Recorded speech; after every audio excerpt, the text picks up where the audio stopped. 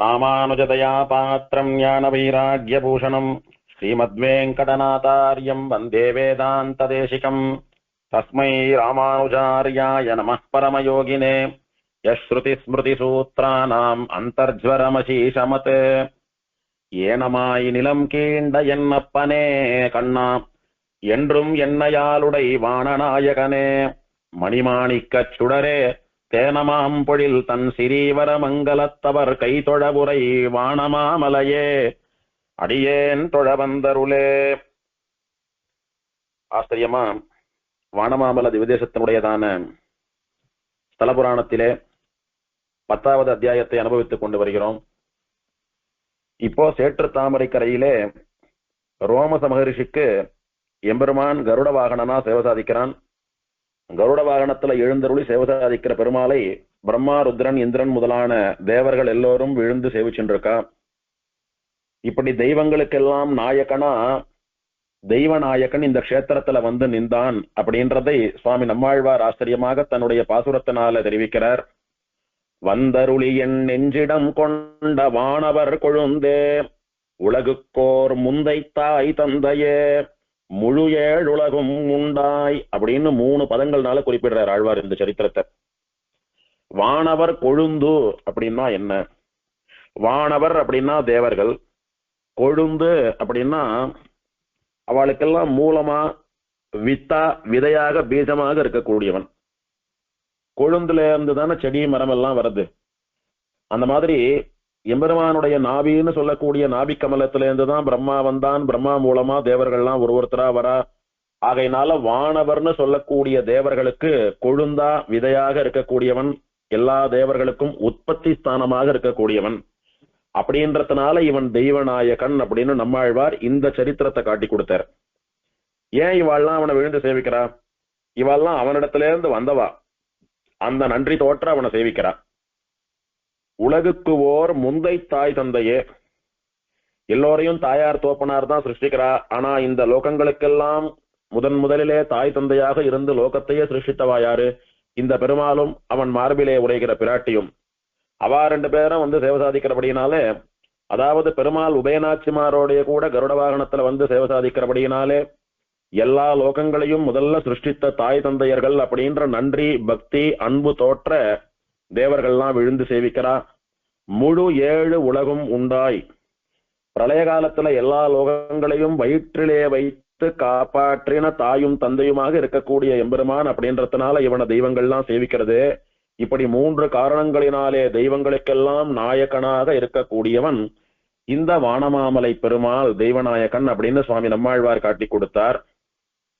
10வது பாசுரத்துல சொல்றச்ச, திரீவர மங்கை நாறு பூந்தன் துழாய் முடியாய் தெய்வநாயகனே அப்படின்னு தெய்வங்களுக்கெல்லாம் நாயகனாக இவன் நின்ற இந்த சரித்திரத்தை சுவாமி நம்மாழ்வார் ஒரு வரியால் ஆச்சரியமா காட்டி கொடுத்திருக்கார். அப்பேற்பட்ட தெய்வநாயகனை தபஸ் பண்ணி சேவிக்கணும்னு நினைச்ச ரோமச மகர்ஷிக்கு ரொம்ப சந்தோஷம். பெருமாளை கைகூப்பி சேவித்து பிரதட்சிணங்கள் எல்லாம் பண்ணி ஸ்தோத்திரம் பண்ண ஆரம்பிக்கிறார். மோட்சத்தை தரக்கூடிய எம்பெருமானே, ஸ்ரீமன் நாராயணா, எல்லா இடங்களிலும் நீக்கமர நிறைந்திருக்கக்கூடிய வாசுதேவனே, வேதங்கள்லாம் உன்னை தேடி ஆச்சரியமா உன்னை ஸ்தோத்திரம் பண்றது. அப்படி வேதங்களாலே தினமும் தேடப்படக்கூடிய ஸ்தோத்திரம் பண்ணக்கூடிய என்னைக்கும் இருக்கக்கூடிய நித்தியான மூர்த்தியே, சாஸ்வதமான மூர்த்தியே, அதாவது பிரளய காலத்திலும் கூட அழியாத மூர்த்தியே, உனக்கு நமஸ்காரம். யஜ்ஞங்களாக இருப்பவன் நீதான். யஜ்ஞம் பண்ணுமாறு ஒருத்தனை பிரேரிக்கிறவனும் நீதான். யஜ்ஞங்களுக்கெல்லாம் சுவாமியா இருந்து பலன் தரவனும் நீதான். எந்த ஒரு காரியம் பண்ணாலும் பண்ணக்கூடிய கர்த்தாவுக்குள்ள அந்தர்யாமியா இருந்து அவனை பண்ண வைக்கிறவனும் நீதான். அந்த காரியம் பண்றதுக்கான காரணமும் நீதான், அந்த காரியமும் நீதான், அந்த காரியத்தினுடைய பலனாக இருப்பவனும் நீதான். அப்படி எல்லாவற்றுக்கும் சுவாமியா இருக்கக்கூடிய உனக்கு நமஸ்காரம்.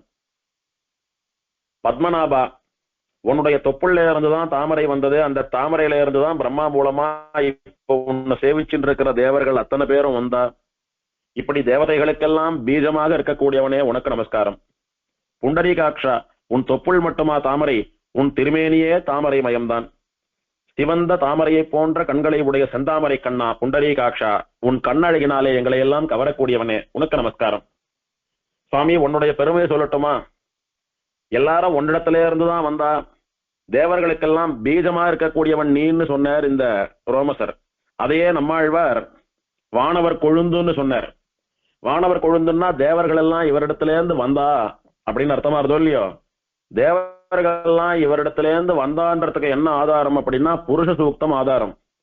புருஷ சூக்தத்துல சொல்லப்பட்டபடி ரோமச மகரிஷி எம்பெருமான ஸ்தோத்திரம் பண்றார். எம்பெருமானே, பிராமணால் எல்லாம் உன் முகத்துல இருந்துதான் வந்தா, பிராமணோஸ்ய முகமாசீத், சத்திரியர்கள் எல்லாம் உன் தோல்ல இருந்து வந்தவா, பாஹூராஜன் யக்ருதஹ, வைஷ்யாலாம் உன் தொடையில இருந்து பிறந்தவா, ஊரு ததஸ்ய யத்வைஷ்யஹ, சூத்ராலாம் உன் திருவடியில இருந்து வந்தவா, பத்யாகும் சூத்ரோ அஜாயத, ஒளி தரக்கூடிய சூரியர்களும் சந்திரனும் உன்னுடைய கண்கள்ல இருந்து வந்தவா. சந்திர சூரியவுஷ நேத்திரேன்னு சொல்றது போல லோகத்துக்கெல்லாம் ஒளியை தரக்கூடிய சூரியனும் சந்திரனும் பகவானுடைய விழிகளா இருக்கக்கூடியவா. உன் முகத்திலே இருந்துதான், உன் திருமுக மண்டலத்திலே இருந்துதான் அக்னியும் இந்திரனும் பிறந்தா. முகாத் இந்திரஸ்சாக்னிஷ்ட, உன் பிராணன்ல இருந்துதான் பிராணசக்தியா இருக்கக்கூடியதான வாயுதேவன் பிறந்தான். பிராணாத்வாயுரஜாயத, உன்னுடைய நாபியில இருந்துதான் அந்தரிக்ஷம்னு சொல்லக்கூடிய ஸ்பேஸ் வந்தது. நாபியா ஆசீதந்தரிக்ஷம், ஆகாசம் உன்னுடைய சிரஸ் தலையில இருந்து வந்தது. பூமியும் திசைகள்னு சொல்லக்கூடிய 10 திக்குகளும் உன்னுடைய திருவடியில இருந்து வந்தது. பத்யாம் பூமி ரிதிஷா, இப்படி எல்லாமே உன்னுடைய திருமேனியில இருந்துதான் வந்ததுன்னு வேதம் சொல்றது.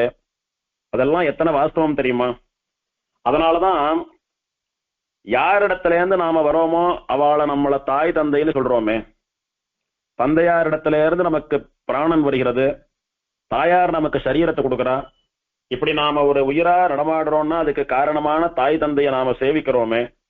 அந்த மாதிரி உன்னிடத்துல இருந்துதான் இவாள்லாம் தோன்றினா, அதனால இவாளுக்கெல்லாம் முதல் தாய் தந்தையாக இருக்கக்கூடியவன் நீ. அந்த விசுவாசத்தோடைய கூட உன்னை சேவிக்கிறா அப்படின்றத ரோமச மகரிஷி எம்பெருமான் ஸ்ரீமன் நாராயணனே பரதத்துவம் அப்படின்னு வேதபரமா பெருமாளை ஸ்தோத்திரம் பண்ணினார். அது அப்படியே ஆச்சரியமா இத்தனை விஷயங்களையும் வானவரத்தம் கொழுந்தேன்ற ஒரு வார்த்தையினால நம்மாழ்வார் காட்டி கொடுத்தார். எம்பெருமானே, இதுல இருந்து ஒண்ணு தெரியறது, இந்த லோகத்துல உனக்கு மிஞ்சினது ஒண்ணும் இல்லை. தெய்வம்னு எதெல்லாம் உண்டோ, எந்த தெய்வத்துக்கெல்லாம் சக்தின்னு கொஞ்சமாவது இருக்கோ அதெல்லாம் நீ போட்ட பிச்சைன்னு தெரியறது. ஆகையினால சர்வேஸ்வரா, எல்லோருக்கும் சுவாமியா இருக்கிறவனே, இந்த உலகத்திலே இருக்கக்கூடிய எல்லாம், ஏன் இந்த உலகமே உனக்குள் அடக்கம். நீயே ஜெகநாதன், எல்லா லோகங்களுக்கும் நீயே சுவாமியா இருக்கக்கூடியவன். நீயே புருஷோத்தமன், எத்தனை புருஷா உன் காலில் விழுந்து சேவிச்சுட்டு இருக்கா. ஆனா நீ யாரையும் சேவிக்க வேண்டிய அவசியம் இல்லையே, மற்றவெல்லாம் சேவிக்கும்படியா நின்றுட்டு இருக்கையே. அதனால புருஷாலெல்லாம் உத்தமனாக இருக்கக்கூடிய உத்தம புருஷன் புருஷோத்தமன் நீதான். தேவர்கள்லாம் சேவிக்கும் போது தெய்வமாட்டமா நிக்கிறியே. மனிதர்க்கு தேவர் போல தேவர்க்கும் தேவாவோ அப்படின்னு ஆழ்வார். மனுஷாலாம் தன்னை விட சக்தி வாய்ந்தவன் ஒரு தேவன் காலில் விடுறா, அந்த தேவர்கள் அத்தனை பேரும் சேர்ந்து உன் காலில் விடுறாளே. மனுஷர்களுக்கு தெய்வம் போல நீ தெய்வங்களுக்கும் தெய்வமோன்னு ஆழ்வார் வியக்கிறாரே. அப்பேற்பட்ட தேவதேவன் நீ. ஈஷிதவ்யங்கள்னு சொல்லக்கூடியதான சொத்துக்களை எல்லாம் ஆளக்கூடிய ஈஸ்வரன் நீதான். இந்த தேவர்களுக்கெல்லாம் நாதனான தேவநாதன் நீ. எனக்கு என்ன வேணும் தெரியுமா? உன்னுடைய அனுகிரகம் மட்டும் போறோம், வேற ஒண்ணும் வேண்டாம் எனக்கு. உன்னை சேவிக்கணும், உன்னுடைய அனுகிரகத்தை நிரந்தரமா பெறணும்ன்றதுக்காக தான் நான் தபஸ் பண்ணினேன். அதை தவிர ஒன்னும் வேண்டான்னு சொல்லி ஸ்தோத்திரம் பண்ணி நிக்கிறார் ரோமசர். அதே மாதிரி அங்க இருக்கக்கூடிய பிரம்மா, ருத்ரன், இந்திரன் முதலான தேவர்கள்லாம் அவாவா மனசுல எழுந்த ஸ்தோத்திரங்களை கொண்டு பெருமாளை ஸ்தோத்திரம் பண்ணி எல்லோரும் பெருமாளை சேவிக்கிறார். இப்போ எல்லாருடைய ஸ்தோத்திரங்களையும் ஏற்றுக்கொண்ட பெருமாள் தோதாத்ரிநாதன் ரோமச மகரிஷியை பார்த்து விசேஷமா கட்டாட்சம் பண்றான். பெருமாள் அப்படி ஆசையா குழந்தைய பெத்த தாய் பாக்குறாப்புல பாக்குறத பார்த்து ரோமசர் ரொம்ப சந்தோஷப்பட்டார். சந்தோஷப்பட்டுட்டு ஒரு நிமிஷம் புலகாங்கிதரா ஒன்னும் பேச முடியாமல் திக்குமுக்காடி போய் ஆனந்த கடல்ல அப்படி உறைஞ்சு போய் நிக்கிறார். இவர் இப்படி நிக்கிறதோட இந்த 10வது அத்தியாயம் முடிகிறது. ஸ்தலபுராணத்துல 11வது அத்தியாயம் ஸ்ரீவல்லி மங்கா நகர நிர்மாணம் அப்படின்னு சொல்லக்கூடிய இந்த வானமாமல திவ்ய தேசம் எப்படி நகரமாக நிர்மாணம் பண்ணப்பட்டது அப்படின்ற சரித்திரம். ரோமசர் தபஸ் பண்ணின கதைய 10வது அத்தியாயத்தினால சொல்லிட்டார். ரோமசர் எப்படி வானமாமலைக்கு வந்து சேர்ந்தார், அந்த க்ஷேத்திரம் எப்படி ரோமச க்ஷேத்திரமா மாறிடுத்து அப்படின்றதெல்லாம் தெரிஞ்சு போயிடுத்து. இப்போ மாங்காடா இருந்த அந்த ஊர் எப்படி வானமாமல க்ஷேத்திரமா மாறித்துன்னு சொல்லக்கூடியதான கதை இந்த 11வது அத்தியாயத்தினால சொல்லப்படக்கூடியதான கதை. ஆச்சாரியரான சூத பௌராணிக்கர் மேலும் தொடர்ந்து சொல்ல ஆரம்பிக்கிறார். பெருமாளை சேவித்து அதனால ரொம்ப சந்தோஷப்பட்டு புலகாங்கிதரா வாய் பேச முடியாமல் மௌனமா ஆனந்த கண்ணீரோட கூட நின்றுட்டு இருக்கார் ரோமசர். அவரை பார்த்து பெருமாள் பேச ஆரம்பிக்கிறார்.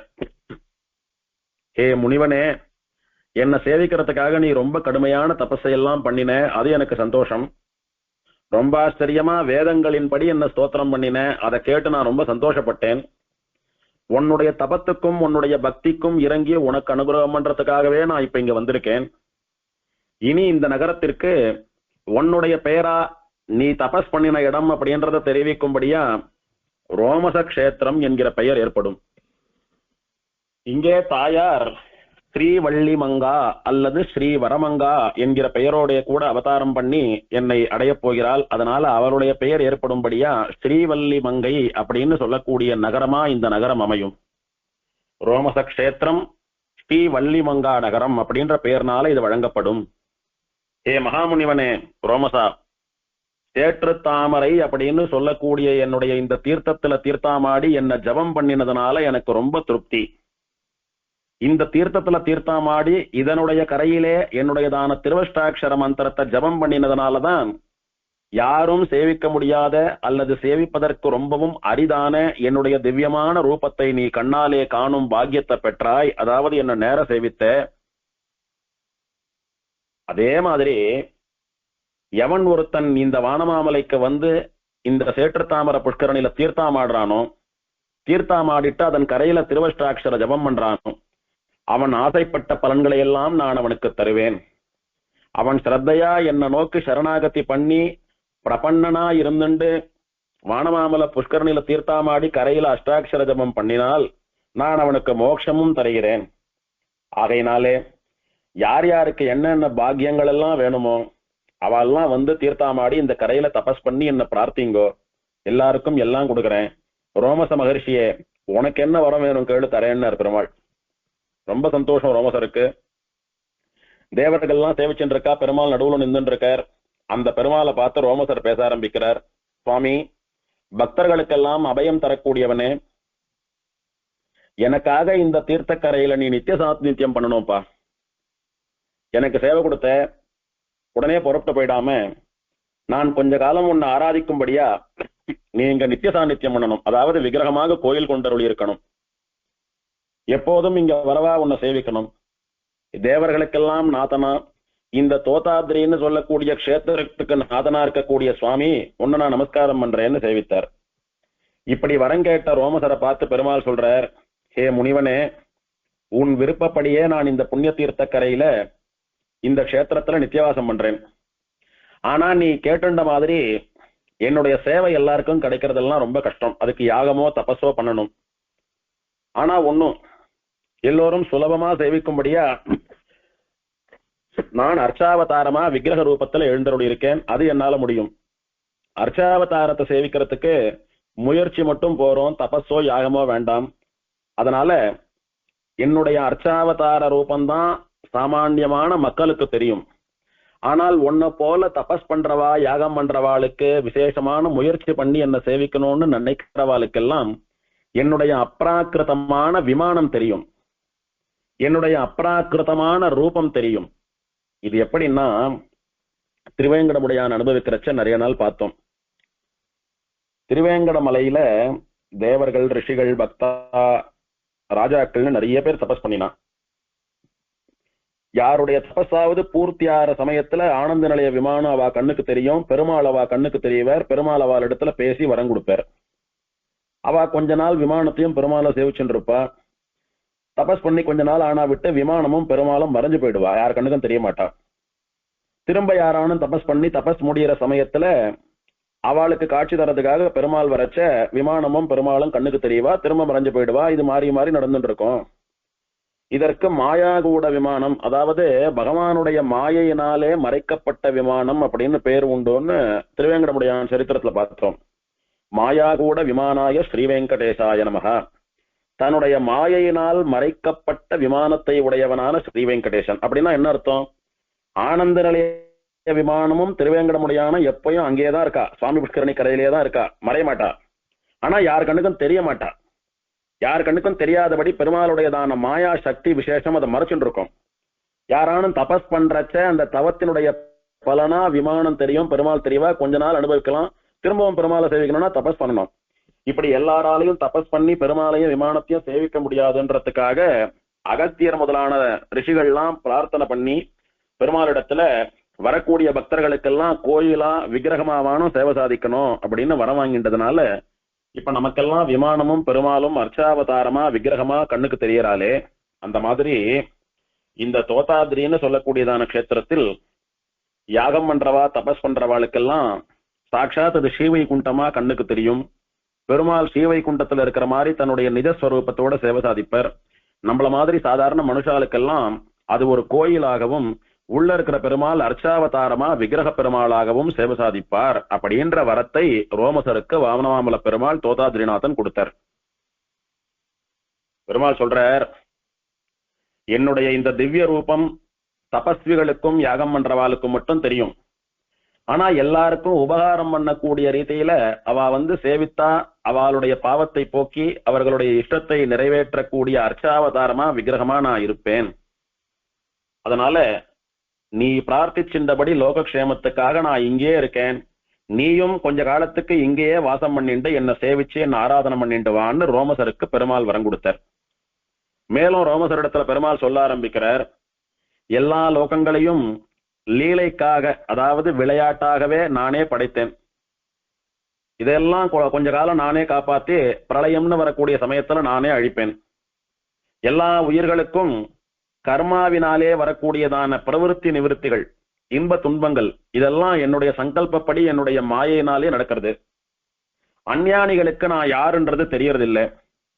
ஞானியா இருக்கிறவன் தன்னுடைய பக்தின்னு சொல்லக்கூடியதான ஞானத்தினாலே என்னை அறிகிறான். சம்வாதம் பண்ணக்கூடிய யோகிகள் என்ன தபஸ்னால பிரத்யக்ஷிகாரம் பண்றா, அதாவது தபஸ் பண்ணினா நான் யோகிகள் கண்ணுக்கு தெரியறேன். இந்த லோகங்களை எல்லாம் காப்பாத்துறதுக்காக இந்த சிருஷ்டியில நான் 3 நிலைகள்ல உட்கார்ந்துட்டு எல்லாரையும் காப்பாத்துறேன். திருப்பார்கடல்னு சொல்லக்கூடிய க்ஷீராப்தியிலே சேஷசாயியா திருவனந்தாழ்வான் மேல படுத்துட்டு யோகம் பண்ணிட்டு எல்லா உலகங்களையும் காப்பாற்றுகிறேன்.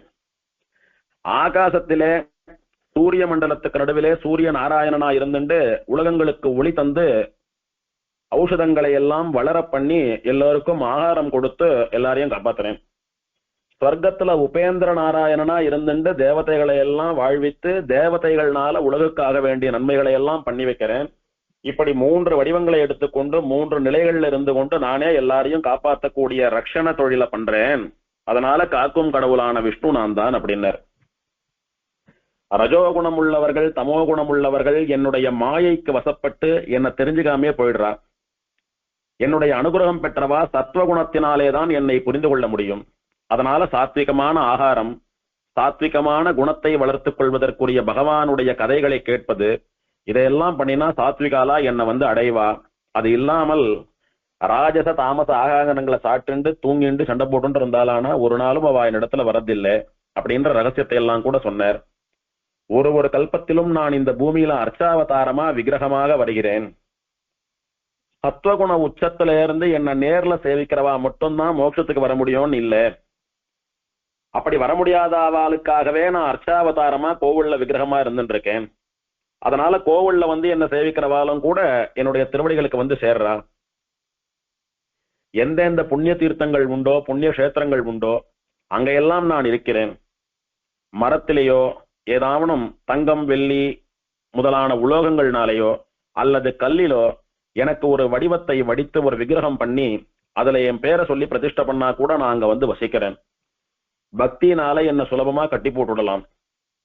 உலகத்தினுடைய நன்மைக்காக பிரஜைகளினுடைய நன்மைக்காகவே நான் அந்த விக்கிரகங்கள் எல்லாம் எழுந்தருளி இருக்கேன்.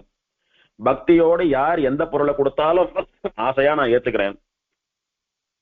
விக்கிரகங்களை எல்லாம் ஏதோ ஜடப்பொருள், இது ஒரு உலோகம், இது ஒரு மரம், இது ஒரு கல்லு அப்படின்னு நினைக்கிறவா அதுக்குள்ள இருக்கிற என்ன ஒரு நாளும் புரிஞ்சுக்கிறது இல்ல. அவளுக்கு ஒரு நாளும் மோட்சம் கிடைக்கிறது இல்ல. என்னுடைய விக்கிரகங்களை எல்லாம் கல்லு அப்படின்னு சொல்லி எவன் தூஷிக்கிறானோ அவன் நாசமா போவான். இந்த உலகத்திலே யார் பக்தியோடு கூட என்ன அர்ச்சனை பண்ணி சேவிக்கிறாளோ அவர்களுக்கு எல்லா குறைவும் நீங்கி முடிவிலே அவள் வைகுண்டமும் வந்து சேர்வாள். என்னுடையதான இந்த அர்ச்சாவதாரம் இருக்கே, அதுதான் என்னுடைய 5 ரூபங்கள்ல ரொம்ப வசந்தது. இந்த அர்ச்சாவதாரம் 4 வகைப்படும்.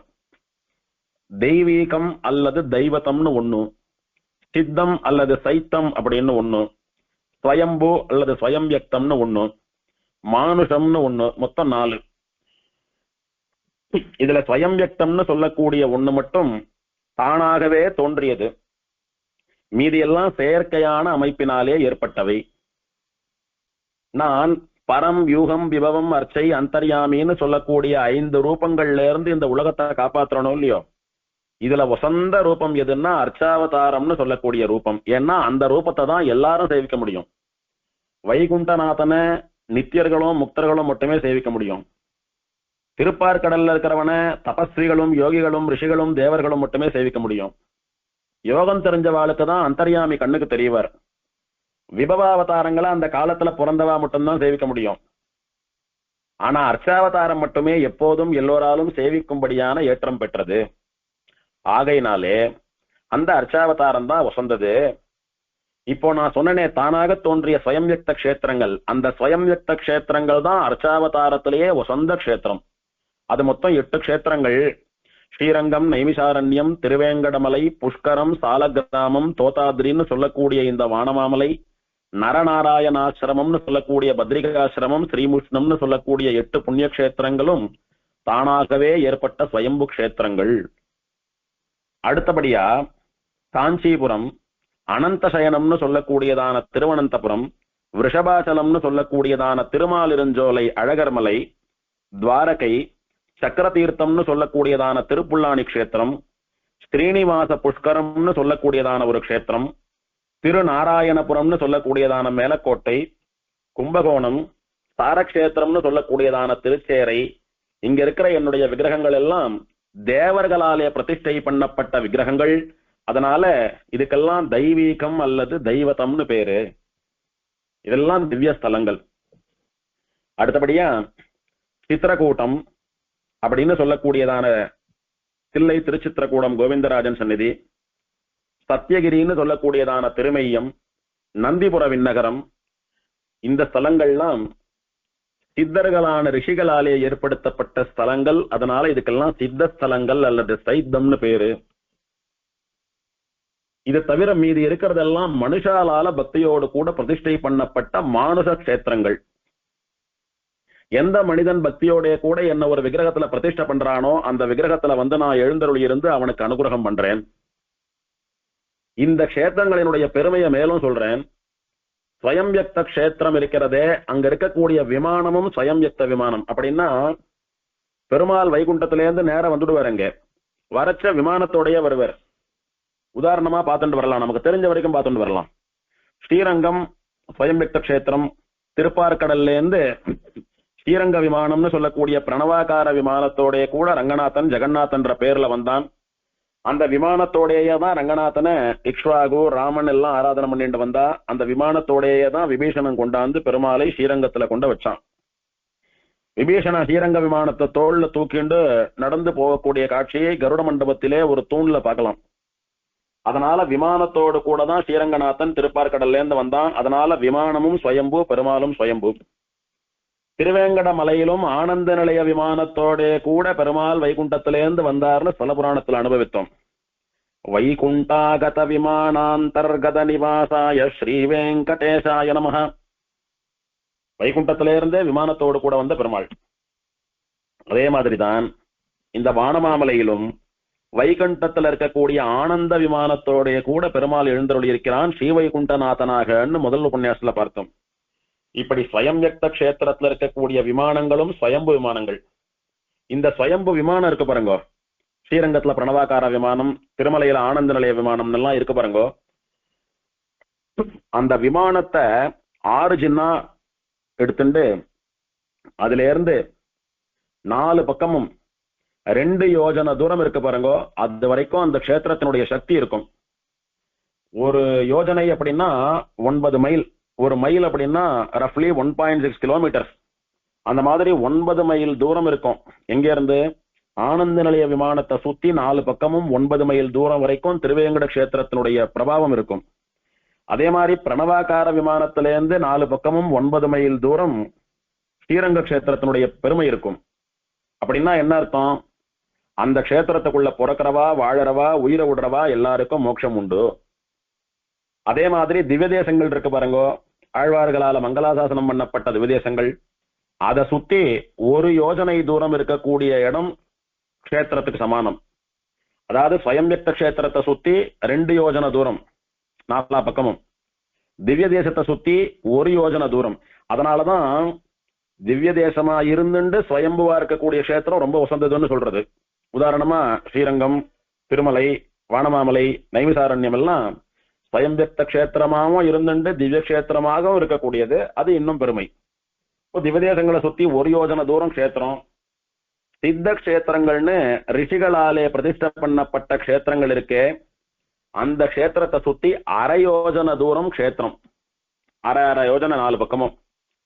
இந்த திவ்ய தேசங்கள் அப்படின்னா திவ்ய சூரிகளான ஆழ்வார்கள் மங்களாசாசனம் பண்ணினது மட்டும் இல்ல, தெய்வங்கள்னு சொல்லக்கூடிய தேவதைகளாலே பிரதிஷ்டை பண்ணப்பட்டதும் திவ்ய தேசம் தான். அதை சுத்தியும் 1 யோஜன தூரம் கஷேத்திரம். சித்தர்கள் ரிஷிகளாலே பிரதிஷ்டை பண்ணப்பட்டதுல 1/2 யோஜன தூரம் கஷேத்திரம்.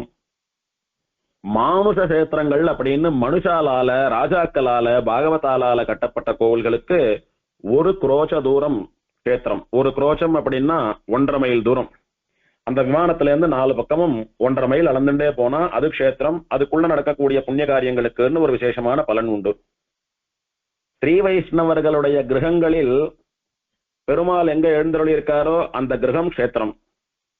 அதற்கு காரணம் அங்க எழுந்தருளக்கூடிய சாலக்கிராம பெருமாள், அவருக்கு நடக்கக்கூடிய ஆராதனம்.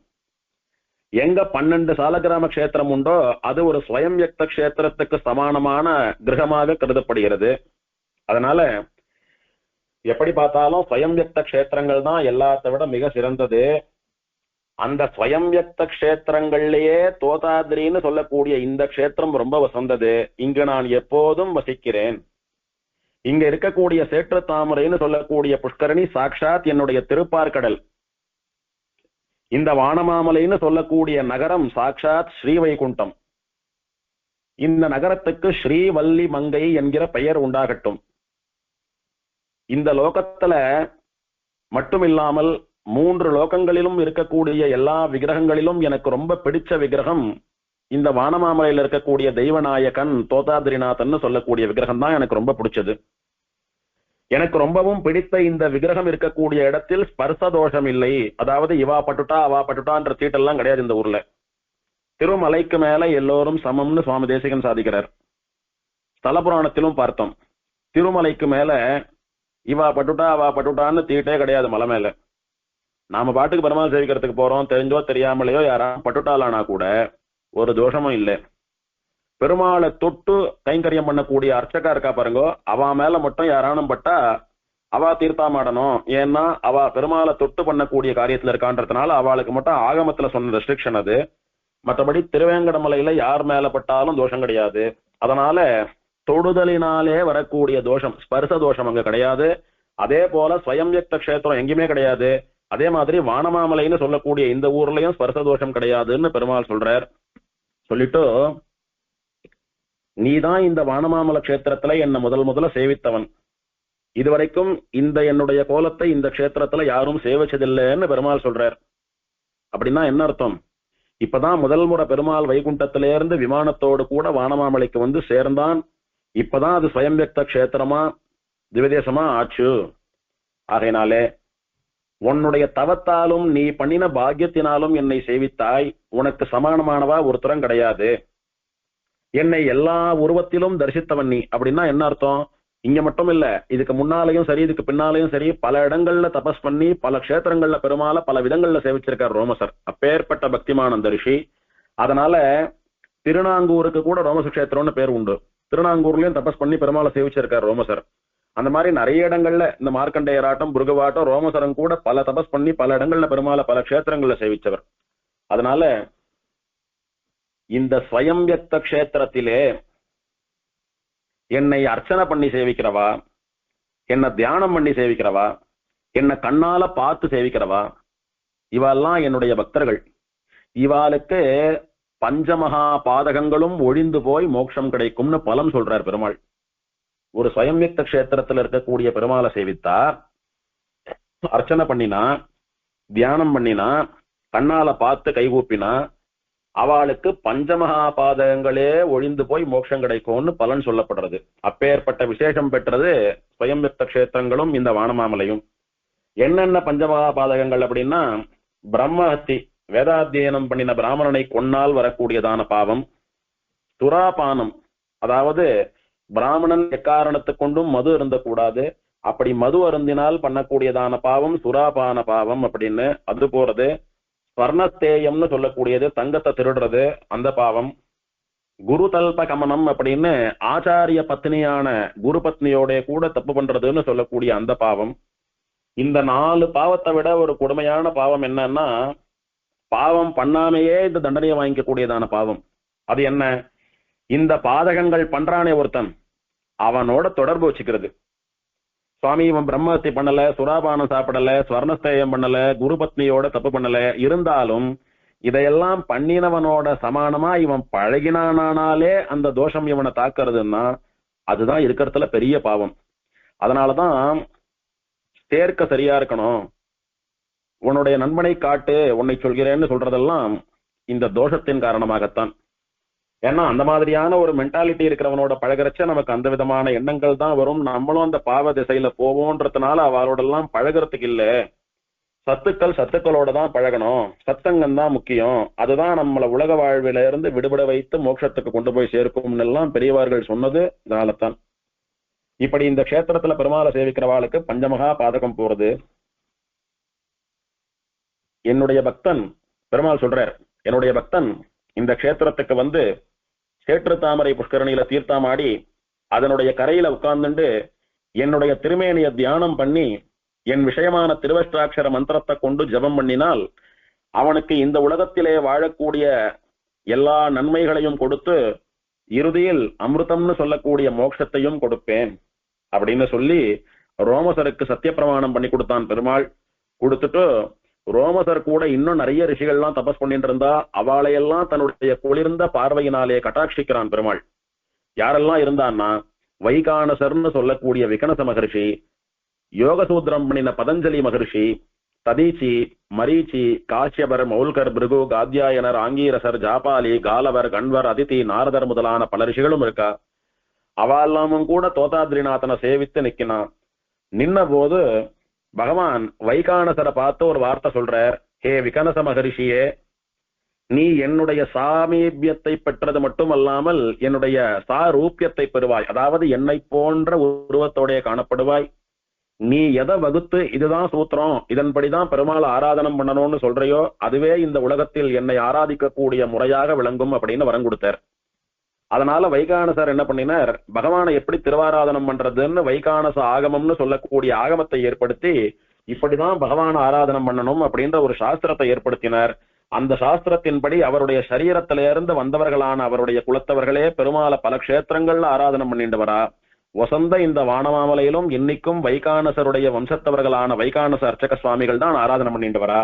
இப்படி என்னை ஆராதனம் பண்ணக்கூடியதான பகவத் சூத்திரத்தை நீ நிர்மாணம் பண்ணிவிட்டு பல காலம் புத்திர பௌத்திர சந்ததிகளோட என்னை ஆராதனையும் பண்ணிட்டு கடைசியில பரமபதத்துக்கு வருவாய் அப்படின்னு அவருக்கு வரம் கொடுத்தான் பெருமாள். இப்போ ரிஷிகள் பக்கத்துல நிறைய தேவர்கள்லாம் பெருமாளை சேவிச்சுட்டு இருக்கா. பிரம்மா, ருத்ரன், இந்திரன் முதலான அந்த தேவர்களை எல்லாம் பார்த்து பெருமாள் பேச ஆரம்பிக்கிறார். ஹே பிரம்ம ருத்ராஜி தேவர்களே, உங்களுக்கெல்லாம் நான் ஒரு கட்டளை சொல்றேன். உடனே நகர நிர்மாணம் பண்ணக்கூடிய விஸ்வகர்மாவை வரவழைங்கோ. வரவழைத்து இந்திரனுடைய பட்டணமான அமராவதியை போலவே இந்த க்ஷேத்திரத்தை ஸ்ரீவல்லி மங்கைன்னு சொல்லக்கூடிய ஒரு க்ஷேத்திரமா, தோதாத்ரின்னு சொல்லக்கூடிய ஒரு நகரமா மாத்துங்கோ. இந்த க்ஷேத்திரத்தை பிரதிஷ்டை பண்ணுங்கோ. பண்ணிட்டு பிராமண சத்திரிய வைசிய சூத்ரன்னு சொல்லக்கூடிய 4 வர்ணத்தவர்களையும் இங்க குடியேற்றி வைங்கோ. அந்த பக்தாள்லாம் அவாவாளுடைய வர்ணாசிரம தர்மங்களை பண்ணுமாறு அவர்களை நியமியுங்கள். அவெல்லாம் தங்களுக்குள்ள அடிச்சுக்காம ஒற்றுமையோட கூட வாழ்ந்து வைகான சாகமத்தினாலே எனக்கு பிரதிஷ்டை உற்சவம் எல்லாம் பண்ணி வைக்கும்படியாக கட்டளையிடுங்கள். 4 வர்ணத்தவர்களும் சேர்ந்து எனக்கு நித்தியோத்சவங்கள், மாசோத்சவங்கள், சம்வத்சரோத்சவங்களை எல்லாம் பண்ணி வைக்கணும். எந்தெந்த உற்சவம் வைகான சாகமத்தின்படி எந்தெந்த மாசத்துல நடக்கணும்னு சொல்லி இருக்கோ அந்த உற்சவங்களை எல்லாம் முறைப்படி எனக்கு நடக்கும்படியா பாத்துக்கோங்க. இது உங்களுடைய கடமைன்னு சொல்லி பெருமாள் பிரம்மா ருத்ரன் முதலான தேவர்களுக்கு நியமிக்கிறார். அவளும் உடனே பெருமாளுடைய நியமனத்தை சிரசா வகித்து விஸ்வகர்மாவை கூட்டு மாந்தோப்பா இருந்த இந்த இடத்தை ஆச்சரியமான ஸ்ரீவல்லி மங்கைன்னு சொல்லக்கூடிய தோதாத்ரி நகரமாக மாத்தினா. அங்க ஒரு சிட்டி ஃபார்ம் ஆயிடுச்சு. உடனே பலவிதமான ரத்தனங்களாலே அலங்கரிக்கப்பெற்ற மாட மாளிகைகளும் கூட கோபுரங்களும் வரும்படியா ஸ்ரீவல்லி மங்கை நகரத்தை விஸ்வகர்மா நிர்மாணம் பண்ணான். இப்போ அங்க பிராமண சத்திரிய வைசிய சூத்ரன்னு சொல்லக்கூடிய 4 வர்ணத்தவர்களும் நித்தியவாசம் பண்றா. அவாவாளுக்குரிய வேலையை பண்ணிட்டு வரா. எல்லோரும் ஒன்னா சேர்ந்து பெருமாளுக்கு நித்திய மாச வருஷ உற்சவங்களை எல்லாம் பண்ணிட்டு பெருமாள் ஆராதிச்சுட்டு வரா. இப்படி பல காலம் அவளுடைய உற்சவங்களை எல்லாம் பெருமாள் அனுபவிச்சுட்டு, நான் என்னுடைய ரூபத்தை இங்க வச்சுட்டு வைகுண்டத்துக்கு போய் சேர்றேன், நீங்க என்ன அனுபவிச்சுட்டு இங்கே இருங்கோன்னு சொல்லி தன்னுடைய அர்ச்சாவதாரத்தை இங்க வச்சுட்டு பெருமாள் வைகுண்டத்துக்கு போய் சேர்ந்தான். அங்க இருக்கிற தேவர்கள் ரிஷிகள்லாம் சேற்று தாமரையில தீர்த்தாமாடி பெருமாளை சேவிச்சுட்டு வேண்டிய வரத்தை பெற்றுக்கொண்டு அவாவா ஊருக்கு போய் சேர்ந்தான். இந்த சரித்திரத்தை யார் சொல்றாலோ, யார் கேட்கிறாளோ, யார் எழுதி பார்க்கிறாளோ அவளுக்கெல்லாம் மோட்சம் நிச்சயம். வன விலங்குகள்னால யாருக்கு பயம் இருக்கோ, எதிரிகள்னால யாருக்கு பயம் இருக்கோ, திருடர்கள்னால யாருக்கு பயம் இருக்கோ, அவ அந்த பயம் ஏற்படுகிற சமயத்துல இந்த புராணத்தை படிச்சாலோ அல்லது இந்த க்ஷேத்திரத்தையோ இந்த பெருமாளையோ இந்த கதைகள்ல ஏதாவது ஒன்னையோ மனசுல நினைச்சுட்டாலோ அவளுக்கு அந்த விலங்குகள்னால வரக்கூடிய, எதிரிகள்னால வரக்கூடிய, திருடர்கள்னால வரக்கூடிய பயம் போய் நன்மை ஏற்படும், தைரியமா இருப்பா அப்படின்னு சூத பௌராணிகர் இதற்கு பலனும் சொன்னார். இப்படி ஆச்சரியமா இந்த க்ஷேத்திரத்தினுடைய மகாத்மியத்தை பக்தியோடைய கூட கேட்ட சௌனகர் முதலான ரிஷிகள் எல்லாம் நன்றியோடைய கூட சூத பௌராணிகர்னு சொல்லக்கூடிய ஆச்சாரியரை வணங்கினார்கள். இதோட 11வது அத்தியாயம் முடிகிறது. அடுத்தபடியா வானமாமல திவதேசத்தினுடைய மகாத்மியத்தில் 12வது அத்தியாயம். இங்க இந்த வானமாமல கஷேத்திரத்தினால பிரம்மா, சப்தரிஷிகள், வியாசர், பராசரர், பீஷ்மர், நாரதர் முதலானவர்கள் என்ன வரம் வாங்கிண்டு என்ன பலனடைந்தார்கள் அப்படின்ற சரித்திரம் சொல்லப்படுறது.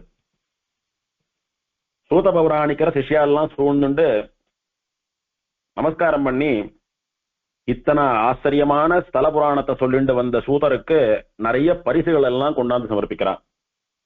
சூதர்னு சொல்லக்கூடியவர் ஒரு ரிஷி. அவருக்கு என்ன பரிசு கொடுத்தா பிடிக்கும்?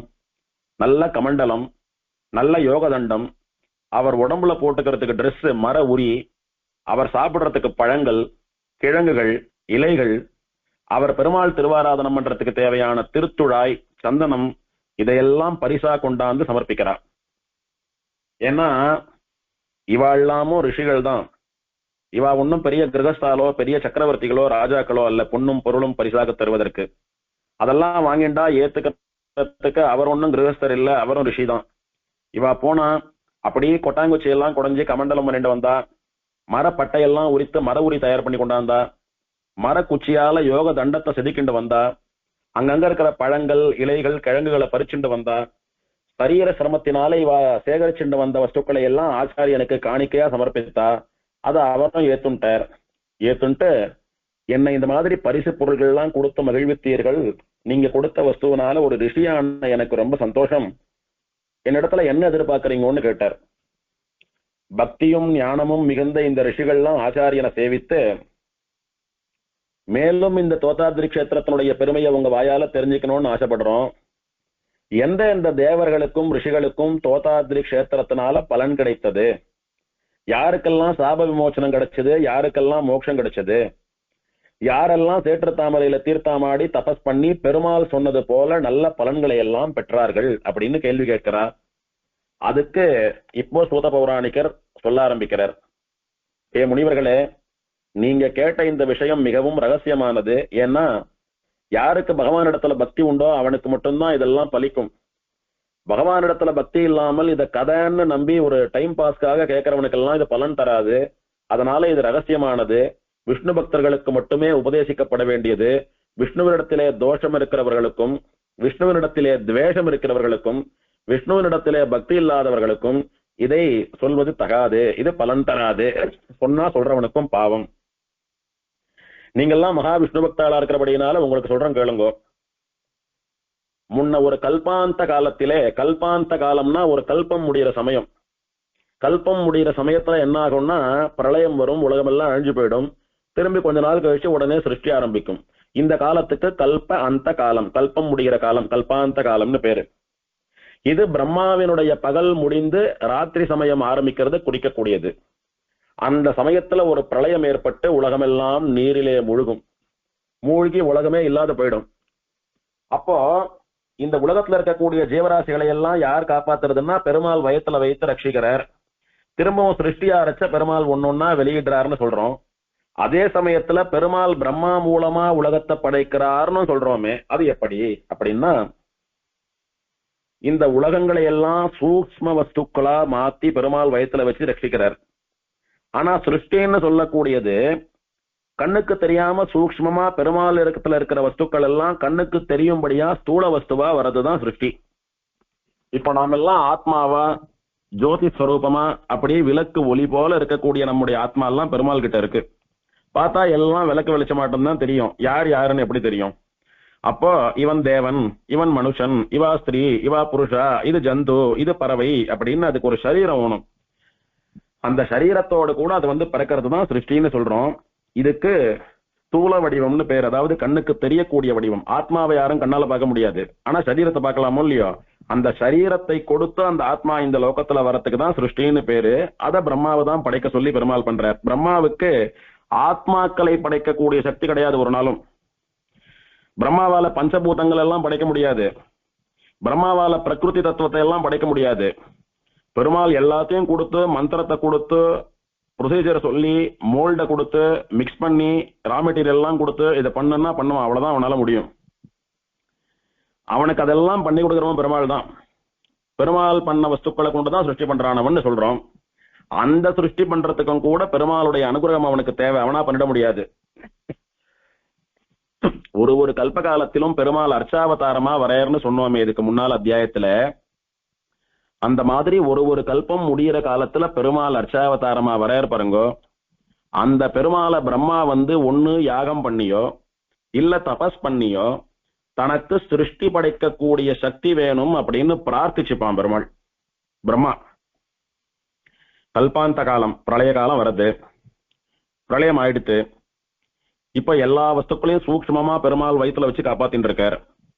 பூமி இல்ல, ஆகாசம் இல்ல, சூரியன் இல்ல, சந்திரன் இல்ல, யாருமே இல்ல, ஒண்ணுமே இல்ல, அப்படியே வெட்ட வெளிச்சமா இருக்கு எல்லாம். அந்த சமயத்துல திரும்பவும் சிருஷ்டி பண்ணணும் பிரம்மா. அந்த சக்தி எப்படி வர்றது அவனுக்குன்னா, அந்த கல்பாந்த காலத்துல பெருமாள் அர்ச்சாவதாரமா ஒரு ரங்கநாதனாவோ, ஒரு திருவேங்கடமுடியானாவோ, ஒரு தேவ பெருமாளாவோ வரார். அந்த விக்கிரகமா இருக்கக்கூடிய பெருமாளை நோக்கி ஒரு யாகமோ ஒரு தபஸோ பண்ணி பிரம்மா அவனை நேர சேவிக்கணும். அந்த விக்கிரகமா இருக்கிற பெருமாள் வாயை திறந்து பிரம்மாவினிடத்துல பேசுவான். அப்போ பிரம்மா எனக்கு சிருஷ்டி பண்ணக்கூடிய சக்தியை கொடு அப்படின்னு பிரார்த்திக்க பெருமாள் கொடுப்பார். அப்படி பெருமாள் கிட்ட சக்தி வாங்கின்றதுக்கு அப்புறம் தான் பிரம்மாவால சிருஷ்டி பண்ண முடியும் அப்படின்னு இந்த ரகசியத்தை சொன்னார். அந்த மாதிரி ஒரு கல்பாந்த சமயத்தில, ஒரு சிருஷ்டி ஆரம்பிக்க கூடியதான சமயத்தில இந்த வானமாமல கஷேத்திரத்துல பெருமாள் எழுந்தருளினார். அப்போதான் ரோமசருக்கு தரிசனம் கொடுத்து அர்ச்சாவதாரமா பெருமாள் இந்த வானமாமலைக்கு சேர்ந்தார். அப்போ இந்த கல்பாந்த காலத்துல பெருமாள் வானமாமலையில அர்ச்சாவதாரம் பண்ணியிருக்கார். அதனால அந்த பெருமாளை போய் சேவித்து சிருஷ்டி பண்ணக்கூடிய சக்தியை நாம வாங்கிக்கலாம்னு பிரம்மா புறப்பட்டு தோதாதிரி கஷேத்திரத்துக்கு வந்தான். சேற்று தாமரை புஷ்கரணியில தீர்த்தாமாடி அங்க இருக்கக்கூடிய தெய்வநாயக்கன்னு சொல்லக்கூடிய பெருமாளை தியானம் பண்ணி சில காலம் தோதாதிரியில தபஸ் பண்ணினான். தபஸ் பண்ணின உடனே பெருமாள் கருட வாகனத்துல பிரம்மாவுக்கு சேவை கொடுத்தார். பிரம்மாவுக்கு என்ன வேணும்னு பெருமாள் கேட்டார். சிருஷ்டி பண்ணக்கூடிய சமயம் வந்துடுத்து, பிரளயமானதுனால எனக்கு சிருஷ்டி பண்ணக்கூடிய சக்தி போயிடுத்து, நீ எனக்கு சிருஷ்டி பண்ணக்கூடிய சக்தியை கொடுக்கணும் அப்படின்னு பெருமாளை பிரம்மா பிரார்த்திக்க, அப்படியே நீ பழையபடி உன் முழு சக்திகளோடு கூட சத்தியலோகத்துக்கு போய் உட்கார்ந்துட்டு அங்கே இருந்து சிருஷ்டி பண்ணு அப்படின்னு பெருமாள் அனுகிரகிச்சு அனுப்புறாரு பிரம்மாவை. இப்படி பிரம்மா இழந்த சிருஷ்டி பண்ணக்கூடிய சக்தியை மீண்டும் பெற்று சத்தியலோகத்துக்கு போய் சிருஷ்டி பண்ணக்கூடிய அதிகாரத்தை பெற்றான் வானமாமல பெருமாளுடைய அனுகிரகத்தினாலே. அதே மாதிரி சூரியன் சந்திரன் முதலான 9 கிரகங்கள் நவகிரகங்கள் இருக்காலே, அவா தோதாதிரியில தபஸ் பண்ணி இந்த பெருமாளுடைய அனுகிரகத்தினாலே உலகங்களின் நன்மைக்காக சஞ்சாரம் பண்ணிட்டு இருக்கா. அவளாலதான் உலகம் அப்படி இயங்குறது. அடுத்தபடியா சப்த ரிஷிகள்லாம் இந்த கஷேத்திரத்துல தபஸ் பண்ணினா. எப்படி தபஸ் பண்ணினான்னா, பங்காம்புஜ தீர்த்தம்னு சொல்லக்கூடியதான சேற்று தாமரையில தீர்த்தாமாடி அவளுடைய பாவங்களை எல்லாம் போக்கிண்டா. ரிஷிகள் அப்படின்னா தூய்மையானவர்கள். எப்படி அவ தூய்மையானவாளா ஆனா அப்படின்னா, புண்ணிய தீர்த்தங்கள்ல தீர்த்தாமாடுறதுனால அவளுக்கு தூய்மை வந்தது. அவ வானமாமலைக்கு சேற்று தாமரையில தீர்த்தாமாடினா. பங்கம்னா சேரு, அம்புஜம்னா தாமரை, சேற்று தாமரைன்னு ஆழ்வார் தமிழ்ல சொன்ன பெயர் தான் நமக்கு வசதி. ஆழ்வார் வாக்கில வந்த பெயர் தான் ஸ்ரீவைஷ்ணவாலான நமக்கெல்லாம் வேதம். அதனாலதான் ஆழ்வார் சேற்று தாமரைன்னு சொன்னதுனால நாம திரும்ப திரும்ப சேற்று தாமரைன்னு சொல்லிட்டு இருக்கோம். ஆனா ஸ்தல புராணம் சம்ஸ்கிருதத்துல இருக்கக்கூடியது, அதுக்கும் அதே அர்த்தம் தான். ஆனா சம்ஸ்கிருத பெயர்ல பங்காம்புஜ தீர்த்தம், பங்கம் சேரு அம்புஜம் தாமரை தீர்த்தம் அப்படின்னு பங்காம்புஜ தீர்த்தம்னு இருக்கு. அந்த தீர்த்தத்துல தீர்த்தாமாடி சப்தரிஷிகள்லாம் பாவம் நீங்க பெற்று நட்சத்திரங்களா மாறக்கூடிய வரத்தை பெற்று ஆகாசத்துல போய் அருந்ததியோடு கூட நட்சத்திரங்களா பிரகாசிச்சுருக்கா. அவ அருந்ததியை அடைந்து நட்சத்திரங்களாக பிரகாசித்துக் கொண்டிருப்பதும் தோதாத்ரிநாதனுடைய அனுகிரகத்தினாலே, சேற்று தாமரை தீர்த்தத்தினுடைய மகிமையினாலே.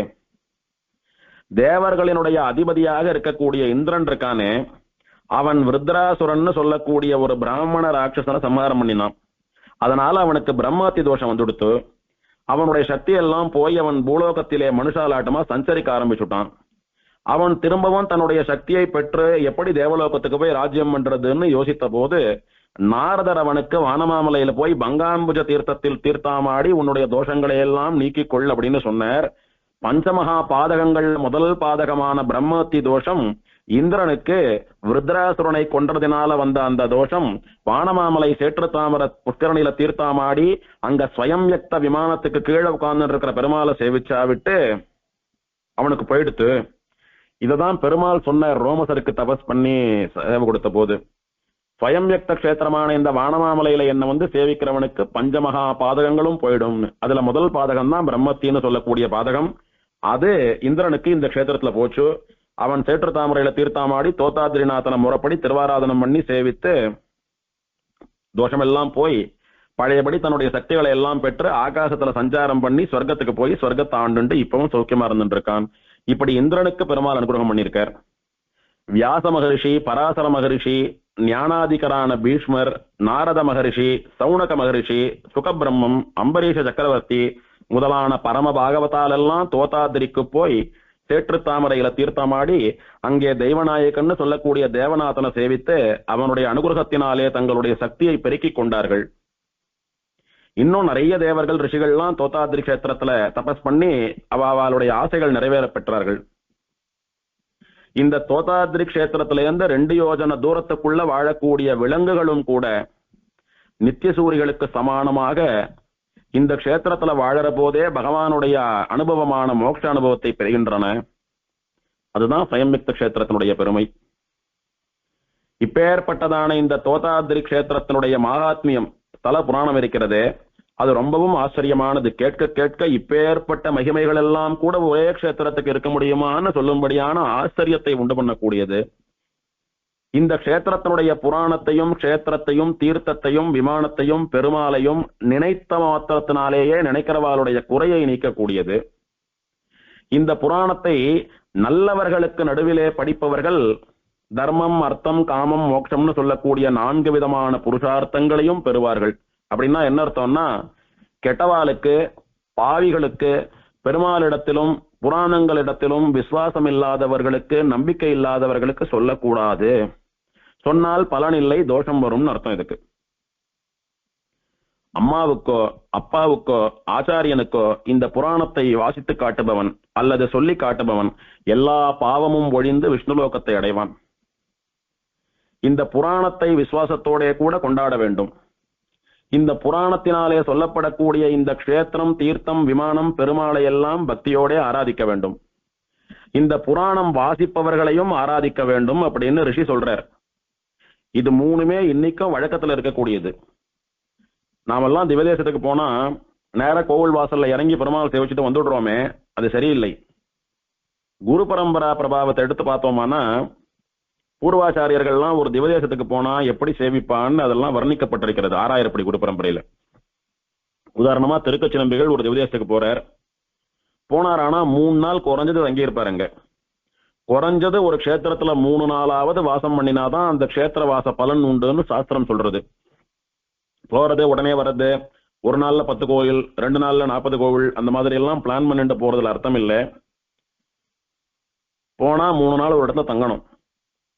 அந்த க்ஷேத்திரத்தை சேவிக்கணும். முதல்ல எப்பேற்பட்ட க்ஷேத்திரம், பெருமாள் வந்து வாசம் பண்றான், தாயாரே தபஸ் பண்ணிருக்கா, அனந்தன் கருடன் எல்லாம் தபஸ் பண்ணிருக்கா, சாட்சாத் வைகுண்டமாமே, இவாளுக்கெல்லாம் பெருமாள் வைகுண்டநாதனா சேவை சாதிப்பானாமே, அப்பேற்பட்ட க்ஷேத்திரத்துக்கு வந்தோமேன்னு அந்த க்ஷேத்திரத்தினுடைய பெருமையை உணர்ந்து க்ஷேத்திரத்தை கைகூப்பி சேவிக்கணும். தீர்த்தத்தை சேவிக்கணும். தீர்த்தத்துல தீர்த்தம் ஆடுறதோ புரோக்ஷணம் பண்றதோ சாப்பிடுறதோ பண்ணிக்கணும். விமானத்தை சேவிக்கணும். அதுக்கப்புறம் தான் பெருமாள் தாயாரை எல்லாம் சேவிக்கணும். இப்படி இந்த புராணத்தினாலே சொல்லப்படக்கூடிய விமானம், க்ஷேத்திரம், தீர்த்தம், பெருமாளை எல்லாம் பக்தியோடு கூட சேவிக்கணும். புராணம் படிப்பவர்களை ஆராதிக்கணும், புராணத்தை சேவிக்கணும்னு சொல்லிருக்காது. எப்படின்னா இன்னைக்கும் கோவில்ல பல்லவ உற்சவம், பிரம்மோற்சவம் முதலான ஒரு சமயங்கள்ல ஸ்தல புராணம் வாசிக்கிற வழக்கம் உண்டு. அப்போ புராணத்தை வாசிக்கிறதுக்கு முன்னால ஸ்தல புராணம் எழுதப்பட்ட ஓலைச்சுவடி இருக்கு பாருங்க, அந்த ஓலைச்சுவடிய சின்னதா ஒரு பல்லக்கிலையோ இல்லது ஒரு வெள்ளி தட்டுலையோ அந்த ஓலைச்சுவடியை எழுந்தருளை பண்ணி அதுக்கு மேல வசந்த பட்டு வஸ்திரத்தால் அதை சுத்தி சந்தனம் எல்லாம் பூசி மல்லி புஷ்பம், ஜாதி புஷ்பம் முதலான வாசன புஷ்பங்களினால் அதை அலங்கரித்து அதை பெருமாள் திருவடியில வைத்து அதுக்கு ஒரு பழமோ கல்கண்டோ நைவேத்தியம் பண்ணி அந்த புராண ஓலைச்சுவடிக்கு ஒரு கற்பூர ஆரத்தி பண்ணி சேவிக்கிறதுன்றது உண்டு. இது புராணத்தை ஆராதிக்கிறது. அந்த ஓலைச்சுவடி ஆராதனை பண்றது இல்ல. அந்த ஓலைச்சுவடியில எழுதியிருக்கிற புராணத்தை ஆராதிக்கிறது. எப்படின்னா இப்படிதான். இப்போ பிரபந்தம் சேவிச்சுட்டு சுவாமிகள்லாம் வரா கோஷ்டியா அவளை சேவிக்கிறோம்னா அது பிரபந்தத்தை சேவிக்கிறது, ஆழ்வார்களை சேவிக்கிறது. வேதம் சொல்லிட்டு சுவாமிகள்லாம் வரா அவளை சேவிக்கிறோம்னா வேதத்தை சேவிக்கிறது. அந்த மாதிரி இந்த ஓலைச்சுவடிக்கு பண்ணக்கூடிய ஆராதனம், அதுல இருக்கக்கூடிய புராணத்துக்கு பண்ணக்கூடிய ஆராதனம் இதுவும் வழக்கத்துல இருக்கு. புராணம் படிக்கிறவாள் ஆராதிக்கணும்னு சொல்றாளே, அது என்னன்னா இன்னைக்கும் எந்த திவதேசமாட்டம் எந்த க்ஷேத்திரமாட்டம் ஸ்தல புராணத்தை வாசிப்பார் ஒரு சுவாமி. அவரை சுவாமி ஆட்டம் வாசியம் அப்படின்னு யாரும் சொல்ல மாட்டா. அவரை பெருமாள் கிட்ட மரியாதையா பெருமாள் பக்கத்துல அழிச்சுட்டு போய் நிக்க வைத்து பெருமாள் திருவடியில இருக்கிற ஒரு வஸ்திரத்தை எடுத்து அவருக்கு தலைக்கு பரிவட்டம் கட்டி பெருமாள் திருமேனியில சாத்தின ஒரு மாலையோ சரமோ எடுத்து அவர் கழுத்துக்கு மாலை போட்டு பெருமாள் திருவடிகள்ல வைத்த ஒரு பட்டு வஸ்திரம் அல்லது ஒரு சால்வையை அவருக்கு போத்தி விட்டு பெருமாளுடைய சட்டாரி அவருக்கு சாதித்து அவருக்கு 3 முறை தீர்த்தம் கொடுத்து திருத்துழாய் எல்லாம் கொடுத்து அவர் மார்புல பூசிக்கிறதுக்காக பெருமாள் திருமேனியிலே பூசப்பட்ட சந்தனத்தை கொடுத்து மஞ்சகாப்பு, திருத்துழாய் இந்த மாதிரி பிரசாதங்கள் எல்லாம் கொடுக்கணும். அவருக்கு கொடுத்துட்டு அந்த பெருமாள் திருவடியில வைத்து ஆராதனம் பண்ணப்பட்ட அந்த ஓலைச்சுவடி, பட்டு வஸ்திரம், புஷ்பம் இதையெல்லாம் ஒரு தட்டுல வச்சுட்டு தலை மேல தூக்கி வச்சுட்டு வரணும். எங்க புராணம் வாசிக்கிறாளோ அந்த இடத்துக்கு. அப்படியே ஒரு சுவாமி வருவார்.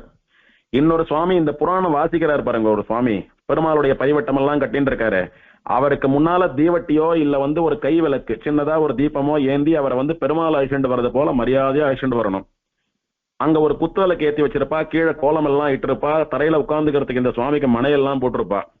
அதுல முறைப்படி அவரை உட்காருங்கன்னு பிரார்த்திச்சா அந்த சுவாமி அதுல உட்கார்ந்துட்டு அதுக்கப்புறம் புராணம் வாசிப்பார். புராணம் வாசிச்சு முடிச்சா விட்டு அந்த சுவாமிக்கு அரிசி பருப்பு, வெல்லம், தேங்காய், தலிகை பண்ணி சாப்பிட்றதுக்கு தேவையான வஸ்துக்கள், வேஷ்டி, மாமிக்கு புடவை, அவளால முடிஞ்ச சம்பாவனை இதையெல்லாம் வச்சு ஒரு ஆச்சாரியனுக்கு சம்பாவனை பண்றது போல அந்த சுவாமிக்கு சம்பாவனை பண்றது இன்னைக்கும் வழக்கம். அது ஸ்தல புராணமா இருக்கட்டும் இல்ல கைசிக புராணமா இருக்கட்டும், எந்த புராணம் வாசித்தாலும் புராணம் வாசிக்கிறவாளுக்கு இதெல்லாம் பண்றதை இன்னைக்கும் நாம பாக்குறது உண்டு. அந்த மாதிரி புராணத்தினால சொல்லப்படக்கூடிய க்ஷேத்திரம், தீர்த்தம், விமானம், பெருமாள் முதலியவர்கள் புராணத்தை வாசிக்கிறவா எல்லோரையும் கூட அந்த புராணத்திலே நம்பிக்கை இருக்கக்கூடியவன் ஆராதனம் பண்ண வேண்டும். அப்படி பண்ணினால் அவனுக்கு அந்த புராணங்கள் முழு பலனை தருகிறது அப்படின்னு சொல்றார்.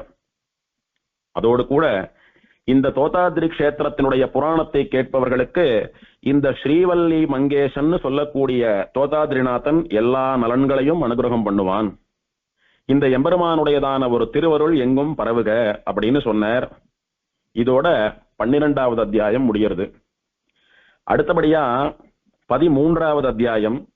இந்த 13வது அத்தியாயத்தினாலே தர்மவத்சலன் அப்படின்னு சொல்லக்கூடிய ஒருத்தன், அவன் ஒரு வைசியன், வியாபாரம் பண்ணக்கூடியவன். அவன் குஷ்ட நோயிலிருந்து, குஷ்ட ரோகத்திலிருந்து நீங்கி மோட்சத்துக்கு போன கதை இதனால சொல்லப்படுறது. இந்த கதையை சிவன் பார்வதிக்கு சொல்றான்.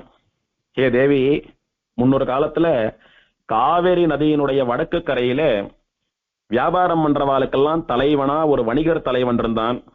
அவன் திருமூலம்னு சொல்லக்கூடிய என்னுடையதான ஒரு சிவக்ஷேத்திரத்துல வசிச்சுண்டு வந்தான். அவனுக்கு விபீத கண்ணு பேரு. அவன் எல்லா செல்வமும் எல்லா வளங்களும் நிரம்பியவனா, நல்ல மனசு உள்ளவனா, எல்லாருக்கிட்டையும் அன்போடு இருக்கிறவனா, நிறைய தான தர்மங்கள் பண்ணக்கூடியவனா இருந்தான். அவன் ஹரிஹர பக்தி உள்ளவன், அதாவது என்னிடத்திலும் பக்தி உண்டு, பெருமாளிடத்திலும் பக்தி உண்டு. அவனுக்கு பிராமணாளுக்கெல்லாம் நிறைய தான தர்மங்கள்லாம் பண்ணிட்டு வந்தான். அவனுக்கு ஒரு பையன் பிறந்தான். அந்த பையனுக்கு தர்மவத்சலன் அப்படின்னு பெயர் வைத்தான். தர்மவத்சலனுக்கு தகுந்த வயசு வந்த உடனே குடும்ப பொறுப்பு அவனிடத்துல கொடுத்துட்டு இந்த விபீதகன் தீர்த்த யாத்திரை பண்ணி புண்ணியத்தை எல்லாம் சம்பாரிச்சுண்டு பெருமாளுடைய பக்தனாவும் இருந்தபடியினால பெருமாளுடைய அனுகிரகத்தினால வைகுண்டம் போய் சேர்ந்தான். இப்போ விபீதகன் பரம்பதிச்சா விட்டு இந்த தர்மவத்சலன்னு சொல்லக்கூடிய பிள்ளை அப்பா சம்பாதித்து வைத்த பெரிய செல்வத்தை கொண்டு அவன் வயசுக்கு என்னென்ன இன்பங்களை எல்லாம் அனுபவிக்க முடியுமோ அந்த இன்பங்களை எல்லாம் அனுபவித்துக் கொண்டு ஆடம்பரமான வாழ்க்கையை நடத்தினான். அதே சமயத்துல அப்பாவாட்டம் தர்ம காரியங்களும் பண்ணினான். அப்பாவாட்டம் சாமர்த்தியமா வியாபாரம் பண்ணி நிறைய பணமும் சம்பாதித்தான். இப்படி சம்பாதித்து அப்பா போன கொஞ்ச நாள்ல அப்பா பெயரை காப்பாற்றக்கூடிய பிள்ளைன்னு எல்லாரும் சொல்லும்படியா நல்ல பிள்ளையா வளர்ந்துட்டு வந்தான். நிறைய பணம் சம்பாதித்த பெரிய கோடீஸ்வரன் ஆயிட்டான். இப்படி பல கோடிகள்ல மிதக்க ஆரம்பித்த உடனே அவனுடைய புத்தி கெட்டு போச்சு. இந்த சமயத்துல அவன் ஒரு காபாலிகனோடு கூட சேர்ந்து நட்பு கொண்டான். காபாலிகன் அப்படின்னா கபாலி, கபாலம் அப்படின்னா மண்டவோடு, கபாலி அப்படின்னா மண்டவோட்டை அணிந்து கொண்டிருப்பவன், மண்டவோட்டை ஏந்தி கொண்டிருப்பவன் ருத்ரனுக்கு பெயர். அது பிரம்மாவினுடைய கபாலம் இவன் கிள்ளின போது இவன் கையில ஒட்டின்னு எடுத்து பாருங்க. அப்ப கபாலம் ஒட்டி கொண்ட கையன் கபாலின்ற பெயர் பெற்றான் சிவன். காபாலிகன் அப்படின்னா அந்த கபாலியை வழிபடக்கூடிய பக்தன் அர்த்தம். அப்ப சிவனை வழிபடுறவா எல்லாருக்கும் காபாலிகன்னு பேரான்னா சிவபக்தர்கள்ல ஒரு குரூப் அவா காபாலிகால்னு சொல்லக்கூடியவா. அவா யாருன்னா கபாலம்னு சொல்லக்கூடிய மண்ட ஓட்டுல மாலையெல்லாம் பண்ணி கழுத்துல போட்டு இருப்பா. சுடுகாட்டுக்கு போக வேண்டியது, அங்க இருக்கிற மண்ட ஓட்டையெல்லாம் மாலையாட்டமா கோத்து கழுத்துல போட்டுக்க வேண்டியது. இருக்கிறதுல பெரிய மண்ட ஓட்டை வந்து பிச்சை பாத்திரமா வச்சுட்டு அதுலதான் சாதம் சாப்பிடும், அதுலதான் டிஃபன் சாப்பிடும், அதுலதான் பழம் சாப்பிடும், எதை சாப்பிட்டாலும் தட்டு மாதிரி அதுதான் யூஸ் பண்ணிக்கும். அந்த மாதிரி மண்ட ஓட்டை வச்சுட்டு சாப்பிடுறது. எங்கேயாவது ஜலம் போறதுன்னா அந்த மண்ட ஓட்டால அள்ளி அது என்னமோ சொம்பு மாதிரி பயன்படுத்துறது. அந்த மாதிரி ருத்ரன் அந்த மண்ட ஓட்டோடையே காரியமா இருந்துருக்கான்னு இவாளும் அந்த மாதிரி இருக்கிறது. அதுதான் சிவபக்தின்னு நினைச்சுட்டு இருக்கிறவா. சிவனை நோக்கி நிறைய தபஸ் பண்ணக்கூடியவா. எப்போதும் ஸ்மசானத்திலேயே அந்த சுடுகாட்டு சாம்பலை பூசிண்டு தெரிஞ்சுட்டு இருக்கிறவா. அப்படின்னு சுடுகாடு, மண்டவோடு இது சம்பந்தமாகவே வாழக்கூடிய சைவ சமயத்தை சேர்ந்த ஒரு பிரிவினருக்கு காபாலிகான்னு பேரு.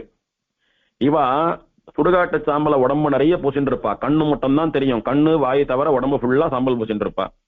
கபாலம்னு சொல்லக்கூடிய மண்டவோட்டில தான் சாப்பிடுறது, தீர்த்தம் சாப்பிடுறது, இதெல்லாம் பண்ணிட்டு கிட்டத்தட்ட அகோரிகளாட்டமா வாழக்கூடியவா. அந்த மாதிரி ஒருத்தனுடைய சகவாசம் இவனுக்கு ஏற்பட்டது. அவன் என்ன சொன்னான், சிவன் தான் பரதத்துவம். பெருமாள் சிவனுக்கும் சிவ பக்தர்களுக்கும் பரம விரோதி. உங்க அப்பா எப்படி சிவனை கும்பிட்டு இருந்து பெருமாளையும் சேவித்தார் அப்படின்னு ஒன்னும் புரியல எனக்கு. ஏதோ அவர் தான் தப்பு பண்ணி அவருடைய வாழ்க்கை தான் வியர்த்தமா போயிடுத்து. மகா ஞானியான நீ அந்த மாதிரி பண்ணலாமா? நான் காட்டுற வழியில வா. நீ யாருக்கு தானம் பண்ற? பிராமணாளுக்கு தானம் பண்ற.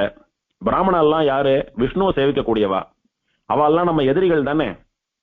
யார் வந்து நம்ம சுவாமி ஆட்டமா சுடுகாட்டு சாம்பலை பூசிண்டு கபாலத்துல சாட்டுண்டு நம்ம சுவாமி ஆட்டமே வாழ்க்கைய வாழறாலோ அவாதானே நிஜமான சிவபக்தர்கள். அவளுக்கு தானம் பண்ணினாதானே நம்ம சுவாமியான சிவனுக்கு தானம் பண்ணின பலன் நமக்கு கிடைக்கும். அதனால நீ என்ன பண்ற, உங்க அப்பா பண்ணிட்டு இருந்த அந்த மூட காரியங்களை எல்லாம் விட்டுட்டு நான் சொல்றபடி பண்ணுன்னா இதுல ஒரு வார்த்தை கவனிக்கணும். ஸ்ரீ வைஷ்ணவ பிராமணா மட்டும்தான் திருமண் காப்பிட்டுக்கணும், ஸ்ரீ வைஷ்ணவ பிராமணா மட்டும்தான் பெருமாளை மட்டும் சேவிக்கணும்ன்றது இல்ல. சாஸ்திரம் சொல்றது என்னன்னா, பிராமணன் சொல்லக்கூடியவன் ஊர்துவ புன்றத்தையே இட வேணும். ஊர்துவ புன்றம் அப்படின்னா கீழிருந்து மேல் நோக்கி இடக்கூடிய புன்றம், அந்த நெற்றிக்குடியதான் இடணும். திரிய புன்றம் அப்படின்னா குறுக்க இடுறது, அதை பிராமணன் ஒருபோதும் இடக்கூடாது. பிராமணன் சாம்பல் பூசிக்கொள்ள கூடாது, பிராமணன் ருத்ராட்ச போட்டுக்க கூடாது, பிராமணன் சிகை இல்லாம இருக்கக்கூடாது, பிராமணன் பூணல் இல்லாம இருக்கக்கூடாது, பிராமணன் மோட்சத்துல ஆசையுடையவனா இருக்கணும். அதனால மோட்சம் தரக்கூடிய பெருமாள் ஸ்ரீமன் நாராயணனை மட்டுமே சேவிக்கணும்னு பொதுவா பிராமணாளுக்கான தர்மம் சொல்லப்பட்டது. ஆனா காலத்தினுடைய கோலம் கலிகோலாகலம் ஒருத்தர் ஒரு தெய்வத்தை தொழறதும், அந்த தெய்வம் பரதெய்வம்னு நினைச்சுண்டு பிரமிக்கிறதும், எதெல்லாம் கூடாது பிராமணனுக்குன்னு நிஷேதிக்கப்பட்டிருக்கிறதோ அதையே தர்மமா கொள்றதும், அதை வச்சு தன்னை அடையாளப்படுத்திக்கிறதும் எல்லாம் இந்த கலிகாலத்துல வந்துடுத்தோ. இதையெல்லாம் சுவாமி தேசிகன் சச்சரித்திர ரக்ஷைன்னு சொல்லக்கூடியதான தன்னுடைய கிரந்தத்தில கண்டிக்கிறார் சுவாமி. இதெல்லாம் கூடாது பிராமணனுக்குன்னு. அந்த தர்மத்தை அவன் உபதேசம் பண்றான் பாருங்க. அதெல்லாம் கலியுகம் இல்ல, முன்னால யுகங்கள். பிராமணாலாம் யாரு? பெருமாளை சேவிக்கக்கூடியவா. அப்போ சிவபக்தர்களான நமக்கு எதிரிகளை வாழலான்னு சொல்றானே, பொதுவா ஸ்ரீ வைஷ்ணவான்னு சொல்லலையே, அவன் பிராமணான்னு தானே சொன்னான். அதனால எப்படி பண்ணாதே, நான் யார கையை காட்டுறனோ அவளுக்கு தான தர்மம் பண்ணணும்னா. என்னடா சொல்றான்னு பார்த்தா, யாரெல்லாம் சிவபக்தாலா இவனாட்டமா மண்டபோட்டில் சாப்பிட்டு இருக்காளோ அவளுக்கெல்லாம் மாம்சத்தை மதுவெல்லாம் வாங்கி கொடு, அத்தை பண்ணு இத்த பண்ணுன்னு சொல்லி அவனை அப்படி கெட்ட வழியில திருப்பினான். இவன் உடனே நல்லவாளுக்கு பிராமணாளுக்கு பக்தர்களுக்கெல்லாம் தானம் பண்றதை நிறுத்திட்டான். ஏழை எளிய மக்களுக்கு சாதம் போடுறதெல்லாம் நிறுத்திட்டான். இவனும் அந்த காபாலிக்கனா மாறி பித்ரு துரோகம் மாத்ரு துரோகம் பண்ற அளவுக்கு போயிட்டான். அப்பா என்ன சொன்னார்? என் காலத்துக்கு பிறகும் நான் சம்பாதித்த செல்வத்தை கொண்டு நல்ல தான தர்மங்களை எல்லாம் பண்ணிட்டு விஷ்ணு பக்தனா இருந்துடுவான்னு சொன்னார் இவனுக்கு. அவருடைய வார்த்தையை மீறக்கூடியதான பித்ரு துரோகமும் பண்ணிவிட்டான். அப்பா போயிட்டார், அம்மா இருக்கா. அப்பா காட்டின வழிதான் சரியான வழி, அப்படிதான்டா கண்ணா பண்ணணும். நான் இருக்கிறச்சே இந்த மாதிரி எல்லாம் பண்றையே, பாவத்தை சம்பாதிச்சுக்கிறையே, உனக்கு நல்ல வழி இல்லாத பண்றையே, நீ நல்ல கதிக்கு போக முடியாது உங்க அப்பா வாட்டம், இந்த பாவம் உன்னுடைய பசங்களையும் சந்ததியையும் தாக்கும், இப்படியெல்லாம் பண்ணாதேன்னு அம்மா சொன்னான். அந்த காபாலிக்க சுவாமி சொல்றதுதான் சரி, நீ என்ன சொல்றது அப்படின்னு சொல்லி தாயாருடைய பேச்சையும் அவமதித்து மாத்ரு துரோகமும் பண்ணினான். தேவர்களுக்கு பண்ண வேண்டிய யாக யக்ஞாதி கர்மங்களை எல்லாம் பிராமணால கொண்டு இவனுடைய அப்பா பண்ணிட்டு வந்தார். அது மொத்தத்தையும் நிறுத்திட்டான். இதனால தேவர்களுக்கு துரோகம் பண்ணிட்டான், அவளுக்கான ஹவிஸ் உணவு கிடைக்காத பண்ணிட்டான். பிராமணாளுக்கெல்லாம் பண்ணக்கூடிய தானத்தை எல்லாம் கட் பண்ணினதுனால பிராமணர்களுக்கும் துரோகம் பண்ணிட்டான். இதனால அவனுடைய சொத்து சுகம்னு எல்லாம் ஐஸ்வர்யங்களும் அவனை விட்டு கொஞ்சம் கொஞ்சமா சீக்கிரத்துல போயிடுத்து. இப்போ சோத்துக்கே வழி இல்லாத ஒரு ஓட்டாண்டியா மாறி போயிட்டான். அப்பேற்பட்ட கோடீஸ்வரன் சோத்துக்கு வழி இல்லாம நிக்கிறான். இப்போ கையில ஒரு மண்டை ஓட்டை வச்சுட்டு யார் அந்த மண்டை ஓட்டுல சோத்த போடுவாளோ ஜலம் குத்துவாளோ பசிக்கிறது சாப்பிடலான்னு தெருவுல பிச்சை எடுத்துட்டு நிக்கிறான். இப்போ சுத்தி இருக்கிற சொந்தக்காரெல்லாம் இவ்வளவு பெரிய வணிக குடும்பத்துல பிறந்துட்டு இப்பேற்பட்ட கோடீஸ்வரனா இருந்த இவன் இப்படி வந்துட்டானே, எங்க நம்ம ஆத்துக்கு சோறுன்னு கேட்டுண்டு வந்துட போறானோன்னு சொல்லி பயந்து அவனை அப்படி துரத்தினான். அதனால அந்த ஊர்ல வசிப்பதற்கு கௌரவ பிரச்சனைன்னு நினைச்சுண்டு அவன் வேறு வேறு நாடுகளுக்கு போனான். அங்க போய் தன்னுடைய குலம் கோத்திரத்தை தன்னுடைய அப்பாவோட பேரெல்லாம் சொல்லி, இப்பேற்பட்ட நான் ஏதோ விதிவசத்தினால இன்னைக்கு இந்த மாதிரி நிலைமைக்கு வந்துட்டேன், எனக்கு நீங்கெல்லாம் பணம் கொடுத்து உதவி பண்ணினீங்களானா நான் பழையபடி வியாபாரத்தை பண்ணி உங்களுக்கு பணத்தை கொடுத்துருவேன்னு சொல்லி நிறைய கடனை வாங்கிட்டு பெரிய வியாபாரத்தை எல்லாம் பண்ணி அவளுக்கு பணத்தை திரும்ப ஒப்படைக்கிற சமயத்துல ஊரை விட்டு வேற ஊருக்கு போயிடுறதுன்னு இந்த மாதிரி பல தேசங்கள்ல போய் பலர் இடத்துல கடன் வாங்கி ஏமாத்திண்டே வந்தான். கடைசியா ஒரு இடத்துல சக்கரை வியாபாரம் பண்றவா வந்தா. அவ மூட்டை மூட்டையா நல்ல உசந்த சர்க்கரை எல்லாம் வச்சுட்டு வியாபாரம் பண்றதுக்காக வந்தா. ஆத்துல போய் தீர்த்தாமாட போனா. அந்த சமயத்துல இவன் என்ன பண்ணான், அந்த மொத்த சர்க்கரையும் திருடிண்டு அந்த மூட்டையில கீழே கொஞ்சம் சர்க்கரை மேல கொஞ்சம் சர்க்கரை நடுவுல கருங்கல்ல எல்லாம் ரொப்பி கட்டி வச்சுட்டான். வச்சுட்டு நிஜமான சர்க்கரை எடுத்துட்டு போய் இவன் வேற ஏதோ நாட்டுல போய் குறைஞ்ச விலைக்கு வித்துட்டான். நிறைய பணம் வந்துடுத்து. இவா எப்படியோ இதை கண்டுபிடிச்சி இவனை சேர்த்து வச்சு இவன் எங்க இருக்கான்னு தேடிட்டு வந்து இவனை கட்டி வச்சுட்டா. எல்லாரும் கட்டி வச்சுட்டு அடின்னு அடிக்கிறா. நீ தானே அந்த நாட்டுல எங்களாண்டு இவ்வளவு கடன் வாங்கிட்டு ஓடினேன், இந்த நாட்டுல இவ்வளவு பணம் வாங்கிட்டு தராம போனேன், கடைசியா இப்ப எங்க சர்க்கரைக்கு பதிலா கருங்கல்ல வச்சு ஏமாத்தினவன் நீதானேன்னு இவன் பண்ணதெல்லாம் ட்ராக் பண்ணிவிட்டாவா. பண்ணி அவனை பிராணன் போற அளவுக்கு அடிச்சா போட்டு. எங்களை எல்லாம் ஏமாத்தி நீ வச்சுட்டு இருக்கிற பணம் எல்லாம் எங்கே திரும்ப கொடுத்துட்டோ, உன்னை ஒன்னும் பண்ணாம நாங்க விட்டுடுறோம். ஏன்னா உங்க அப்பா அவ்வளவு பெரிய தர்மிஷ்டர், அவர் நிறைய தான தர்மங்கள்லாம் பண்ணிருக்காரு. அவர் மூஞ்சிய பார்த்துட்டு அவர் பேருக்காக உன்னை நாங்க சும்மா பேசாம விட்டுடுறோம், எங்களிட்ட இருந்து திருடின பணத்தை எல்லாம் கொடுத்துறோம், உன்னை ஒன்னும் பண்ண மாட்டோம்னு சொன்னான். அப்பவும் இவன் சம்பாதித்த பணம் எல்லாம் வீணா போயிட போறதேன்னு சொல்லி ஒரு வார்த்தை சொல்லல. இந்த விஷயம் இவனுடைய அம்மாவுக்கு கேட்டு இவன் அம்மா பதறி போய் அங்க வந்தா. வந்து, அப்பா, என் பையன் ஏதோ தப்பான சேர்க்கையினால் இந்த மாதிரி ஆயிட்டான், நான் நல்லவள், என்னுடைய பர்த்தா இப்பேற்பட்டவர், எங்க 2 பேரோட முகத்தை பார்த்து விட்டுருங்கோன்னு அவள் இடத்துல மன்னிப்பு கேட்டா. சரி, இப்பேற்பட்ட அம்மா வந்து காலில் விழுந்து மன்னிப்பு கேட்கறாளேன்னு சொல்லி அந்த அம்மா முகத்தை பார்த்துட்டு அந்த பையனை ஒன்றும் பண்ணாம அவுத்து விட்டுட்டா. இப்போ இவனுக்கு ஓரளவுக்கு நல்ல புத்தி வந்தது. இவன் என்ன பண்ணான், அம்மா, நான் பண்ணது தப்பு, அப்பாவுக்கும் உனக்கும் துரோகம் பண்ணி உன் பேச்ச நான் மீறி போனது தப்பு, நான் என்ன பண்றதுன்னு சொல்லு அப்படின்னா. உடனே வந்து, நீ நல்லவாளோட சேர்ந்துட்டு பகவான் ஸ்ரீமன் நாராயணனை தியானம் பண்ணிட்டு வந்தா உன்னுடைய பாவங்கள்லாம் போகும்னு சொல்லி அவன் அம்மா உபதேசம் பண்ணினான். சொல்லிட்டு அந்த அம்மாவுக்கு வயசா எடுத்து அவ போய் சேர்ந்துட்டா. ஆனால் இவன் திரும்பவும் பழையபடியே வந்து அந்த காபாலிக்கனோட சேர்ந்துட்டு தப்புகளை எல்லாம் பண்ணிட்டு இன்னும் பல நாடுகளுக்கு போய் திருடி அங்க இருக்கிறவாள் எல்லாம் ஏமாத்திண்டு திருடி சாப்பிட்டு வந்தான். அப்பவும் இவனை எல்லாரும் சேர்ந்துட்டு சேர்த்து வச்சு அடிச்சா. இதுக்கு மேல இவனை பார்த்தாலே அடிக்கிறதுன்ற தீர்மானத்துக்கு வந்துட்டா. இனி வியாபாரம் பண்ணா நம்மளால உயிர் வாழ முடியாதுன்னு சொல்லி நாட்டுல இருந்து காட்டுக்கு போயிட்டான். காட்டுக்கு போய் அங்க இருக்கிற மிருகங்களை எல்லாம் வேட்டையாடி சாப்பிட்டு வந்தான். அந்த மாதிரி வேட்டையாடுற ஒரு சமயத்துல ஒரு சிங்கம் இவன் மேல பாஞ்சு இவனை சாகடிச்சுடுத்தோ, இவன் செத்து போயிட்டான். உடனே இவன் பண்ண பாவத்தினுடைய பலனா நரகத்துக்கு போனான். அந்த நரக வேதனை எல்லாம் அனுபவிச்சுட்டு மீதி இருக்கிற பாவத்தை கழிக்கிறதுக்காக பிசாசா வந்து பிறந்தான் பூமியில. பிசாசா 10,000 வருஷங்கள், அதாவது 10,000 வருஷங்கள் திரிந்தான். திரும்ப செடியா பிறந்தான், கொடியா பிறந்தான், மலையா பிறந்தான், புழுவா பிறந்தான், பூச்சியா பிறந்தான். கடைசியில சண்டால ஜென்மம்னு சொல்லக்கூடிய சூத்ரனுக்கும் கீழான ஜென்மங்களை எடுத்தான். அதுல நிறைய பாவம் பண்ணினான். அடுத்த ஜென்மத்துல சூத்ரனா பிறந்தான். அந்த கடைசியா சூத்ரனா பிறந்த ஜென்மத்துல வியாபாரம் பண்ணிட்டு இருக்கிற ஒரு வைசியனோட பொண்ணை கல்யாணம் பண்ணிட்டான். கல்யாணம் பண்ணிட்டு அந்த பொண்ணோட கூட ரொம்ப நாள் வாழ்ந்துட்டு வந்தான். அப்போ அவனுக்கு குஷ்டரோகமும் வலிப்பு நோயும் வந்துடுத்து. திடீர்னு வந்து அவன் உடம்புல இருக்கக்கூடியதான பாகங்களை எல்லாம் புழுக்கள் அரிக்க ஆரம்பித்தது. என்ன பண்றதுன்னு தெரியாம பிராணன் போகக்கூடிய நிலைமைக்கு வந்துட்டான் அவன். இந்த மாதிரி இருக்கிற சமயத்துல அவன் இருக்கிற பக்கம் ஒரு ஸ்ரீ வைஷ்ணவ பிராமணர் வந்தார். அந்த பிராமணரை சேவித்த மாத்திரத்துல இவனுக்கு ஒரு புத்தி ஏற்பட்டது. நாம எப்படியெல்லாம் வாழ்ந்தோம், நம்ம அப்பா எப்படியெல்லாம் வாழ்ந்தார், நம்மளை எப்படியெல்லாம் இருக்க சொன்னார், ஆனா நாம இப்படியெல்லாம் இருந்ததுனால தானே இத்தனை பிறவி எடுத்து நாம இப்படி புழு தின்னு உட்கார்ந்து இருக்கோன்ற புத்தி வந்தது இவனுக்கு. உடனே, சுவாமி, எனக்கு ஒரு நல்ல வழி காட்டுங்கோன்னு அந்த பிராமணர் காலில் விழுந்து சேவித்தான். இப்படி நல்லவர்களான மகான்களான பாகவதாலுடைய சம்பந்தத்தினாலே கர்மபந்தம் ஒழியும்னு சாஸ்திரம் சொல்றது. அதனால இந்த ஸ்ரீ வைஷ்ணவரை பார்த்த உடனே இவன், சுவாமி மன்னிச்சிருங்கோ, நல்ல வழி காட்டுங்கோன்னு வேண்டினான். அந்த ஸ்ரீ வைஷ்ணவர் யாருன்னா பார்கவ மகரிஷின்னு சொல்லக்கூடிய மகாமுனிவர்.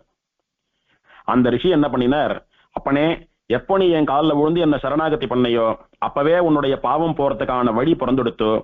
இனிமேல் நான் உன்னை பாத்துக்கிறேன், நீ கவலைப்படாமல் தைரியமா என்னுடைய ஆசிரமத்துல வந்து தங்கியிரு, நான் உன்னை பாத்துக்கிறேன் அப்படின்னு சொல்லி இவனை பார்கவர் அவரோட அவர் ஆசிரமத்துக்கு அழிச்சுட்டு போயிட்டார். அழிச்சுட்டு போய் அவருடைய ஞான திருஷ்டினால பார்த்து இவன் எப்படி இந்த குரூரமான கொடுமையான இழிநிலைமைக்கு வந்தான் அப்படின்றத ஞான திருஷ்டியால பார்த்தார். பார்த்துட்டு, அப்பா, இந்த லோகத்துல எல்லாரும் நினைச்சுட்டு இருக்கா பாவம் பண்ணினா அதை புண்ணியத்தினால சரி கட்டிடலாம்னு நினைச்சுட்டு இருக்கா. ஆனா பகவான் அப்படி வைக்கல. பண்ணின பாவத்துக்கு அனுபவிக்கக்கூடிய தண்டனை தனி, பண்ணின புண்ணியத்திற்கு அனுபவிக்கக்கூடிய சுகங்கள் தனி. பண்ண பாவத்துக்கு அனுபவிக்கக்கூடிய நரக தண்டனைகள் வேற, பண்ண புண்ணியத்துக்கு அனுபவிக்கக்கூடிய சொர்க்க பலம் வேற. ஒரு நாளும் பண்ணின பாவம் புண்ணியத்தினாலே கழியாது. அதை புரிஞ்சுக்காம நிறைய பேர் நிறைய திருடுறது, ஊழல் பண்றது, கொள்ளையடிக்கிறது, ஏதோ கோவிலுக்கும் குளத்துக்கும் அன்னதானத்துக்கும் கொஞ்சம் கொடுத்தா சரியா போயிடும் நினைச்சுட்டு இருக்கா. அது அப்படி இல்லை. அதுக்கு உன்னுடைய வாழ்க்கையே நல்ல உதாரணம். நீ எவ்வளவு புண்ணிய காரியங்கள் பண்ண, ஆனா இப்படி ஆயிடுத்து பத்தியா உன் நிலைமை. நீ நினைக்கிற மாதிரி இதை அதை பேலன்ஸ் பண்ணிட்டு போகணும்னா இந்த நிலைமை உனக்கு வந்திருக்க வேண்டாமே.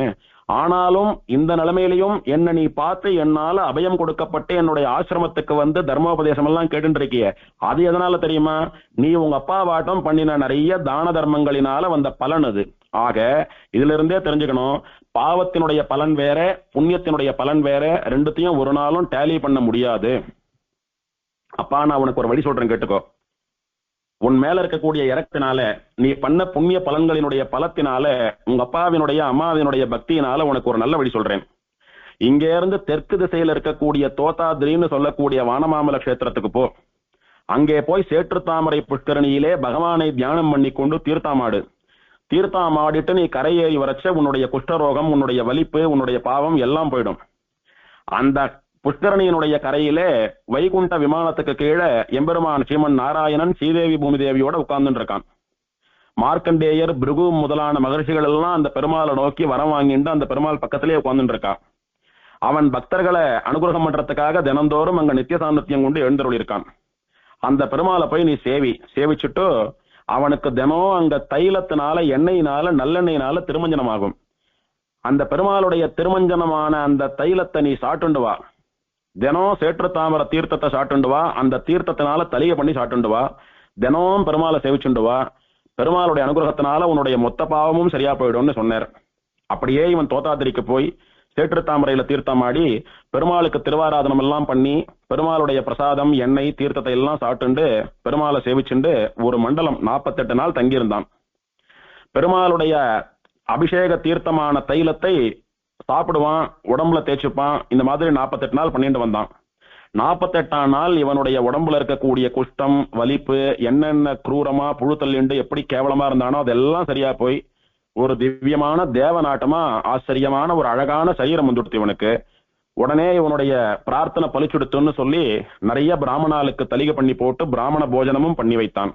அவெல்லாம் சாட்டா விட்டு அவர்களுக்கு தட்சிணை, தாம்பூலம் எல்லாம் கொடுத்து அவளுடைய ஆசீர்வாதத்தை வாங்கிட்டு, சுவாமிகளே, நான் மகா பாவம் பண்ணி எத்தனையோ ஜென்மங்கள் மகா பாவியா குரூரமா வாழ்ந்தேன். பார்கவ ரிஷியனுடைய அனுகிரகத்தினால இந்த நிலைமை கிடைச்சது எனக்கு. நீங்கெல்லாம் எனக்கு ஒரு அனுகிரகம் பண்ணணும்.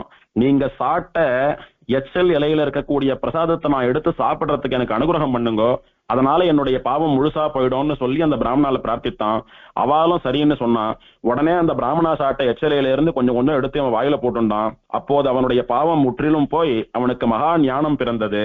உடனே அங்கிருந்து ஆச்சாரியரான ஒரு சுவாமியினுடைய திருவடியில விழுந்து சேவித்து, சுவாமி, நானும் ஸ்ரீ வைஷ்ணவன் ஆனோன்னு நினைக்கிறேன். எனக்கு நீங்க பஞ்சசம்ஸ்காரம் பண்ணி வைத்து திருமண் காப்பு, சங்கு சக்கரங்களை எல்லாம் இட்டு விடுங்கன்னு பிரார்த்தித்தான். உடனே அந்த சுவாமி இவனுக்கு ஸ்ரீ வைஷ்ணவனா சங்க சக்கரங்களை எல்லாம் பொறித்து வைத்து சமாசிரயணம் பண்ணி வைத்து திருமண் காப்பிட்டு மந்திரோபதேசம் எல்லாம் பண்ணி பகவானை ஆராதிக்கக்கூடிய வழியையும் உபதேசம் பண்ணி இவனை ஒரு பாகவதோத்தமனாக ஆக்கினார். அதன் பிறகு அவன் துளசி மாலை, தாமரமணி மாலை எல்லாம் போட்டுண்டு 12 திருமண் காப்புகளோட தினம் சேற்று தாமரையில தீர்த்தாமாடி பெருமாளை திருவாராதனம் பண்ணிட்டு பெருமாள் பிரசாதத்தையே சாட்டுண்டு வந்தான். அப்படியே ஒரு 3 வருஷ காலம் பரம பாகவதனா ஸ்ரீ வைஷ்ணவனா பெருமாள் திருவாராதனம் பண்ணிட்டு தோதாத்ரிநாதனை சேவிச்சுண்டு அவன் இங்க இருக்கிறச்ச ஒரு நாள் ராத்திரி தூங்குறச்ச அவன் கனவுல பெருமாள் வந்து பேசுறார். உன்னுடைய கடுமையான விரதத்தினால உன்னுடைய எல்லா பாவமும் போயிடுத்து. நீ இங்கேயே நெடுங்காலம் என்னுடைய வானமாமல கஷேத்திரத்துல வசித்து கொண்டு வந்து என்னை சேவிச்சுட்டு என் கைங்கரியம் பண்ணி கடைசியில என்னுடைய ஸ்ரீவைகுண்டத்துக்கு வந்து சேருவாய், உனக்கு மோட்சம் தரேன்னு சொல்லிட்டு பெருமாள் மறைஞ்சு போயிட்டார். உடனே இந்த கனவை விட்டு எழுந்துட்டு பார்த்தா கனவு. பின்னால எழுந்து தன்னுடைய மனைவி கிட்ட இந்த நடந்த விஷயத்தை எல்லாம் சொன்னான். மனைவி சொல்றா, நமக்கு 2 பேருக்கும் தேவநாதன் சொல்லக்கூடிய இந்த வானமாமல பெருமாளுடையதான கருணை கிடைச்சுடுத்து. அதனாலதான் உங்களுடைய நோய் முழுசா போயிடுத்து. நீங்க ரொம்ப அழகானவரா மாறிட்டீங்க. ஆச்சரியமான திவ்ய தேகம் வந்துடுத்து உங்களுக்கு. பரம ஸ்ரீ வைஷ்ணவரா பாகவதோத்தமரா மாறிட்டீங்க. தர்ம சிந்தனையோடய இருந்துட்டு இருக்கீங்க. இனிமேல் நமக்கு ஒரு குறையும் இல்லைன்னு சொன்னா. இவா 2 பேரும் சேர்ந்து குழந்தை பெத்துண்டா. ஆச்சரியமா தேவர்களுடைய குழந்தைகளாட்டமா இவர்களுக்கு ஞான செல்வங்களா குழந்தைகள்லாம் பிறந்தா. அந்த குழந்தைகளுக்கு நல்ல தொழிலை எல்லாம் இவன் ஏற்படுத்தி வச்சுட்டு பகவானையும் பாகவதாலான ஸ்ரீ வைஷ்ணவர்களையும் பிராமணர்களையும் ஆராதிக்கக்கூடிய ததியாராதனம் முதலான தர்மங்களை எல்லாம் அந்த குழந்தைகளுக்கு நியமித்து விட்டு வயசாயிடுத்துன்னு சொல்லி அந்த பெருமாளுடைய திருவடிகள்ல சரணாகதி பண்ணி அவர் சொன்னது போலவே பல காலம் தோத்தாதிரியில வாழ்ந்துட்டு இவன் வானமாமல பெருமாளுடைய அனுகிரகத்தினாலே இவனும் ஆமடியாலும் ஜோடியா விமானத்துல ஏறி சிவைகுண்டம் போய் சேர்ந்தார். இதனால என்ன சொல்றேன்னா, எந்த ஒரு மனிதன் இந்த தோத்தாதிரி கஷேத்திரத்துக்கு வந்து சேற்று தாமர தீர்த்தத்துல தீர்த்தாமாடி இங்க இருக்கக்கூடிய தெய்வநாயகனை சேவித்து அவனுடைய திருமஞ்சன தீர்த்தமான தைலோதகம், அப்படின்னா பெருமாளுக்கு திருமஞ்சனம் பண்ணின அந்த எண்ணெய் கிணத்துல இருக்கிற எண்ணெய் கொடுக்குறா பாருங்க, அதை வாங்கி சாப்பிட்டு நல்ல சுத்தமான நல்லெண்ணெய், எள்ளுல இருந்து தயாரிக்கப்படுகிற நல்லெண்ணெய் தான் அது. வயதுக்கு சாப்பிடலாம், தப்பில்லை.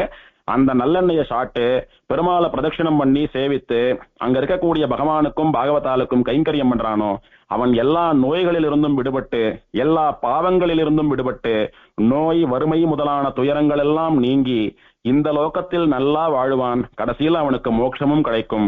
இந்த புண்ணிய சரித்திரத்தை சொல்றவா கேட்கிறவா எழுதுறவா எல்லோருக்கும் மோட்சம் கிடைக்கும்னு பலன் சொல்லி 13வது அத்தியாயத்தை சூத பௌராணிகர் முடித்துக் கொண்டார். இதோட இந்த உபன்யாசத்தை முடிச்சுக்கிறேன் அடியேன். நாளைக்கு பார்க்கலாம். கவிதார்க்கிக சிம்ஹாய கல்யாண குணசாலினே ஸ்ரீமதே வெங்கடேஷாய வேதாந்த குரவே நமஹ.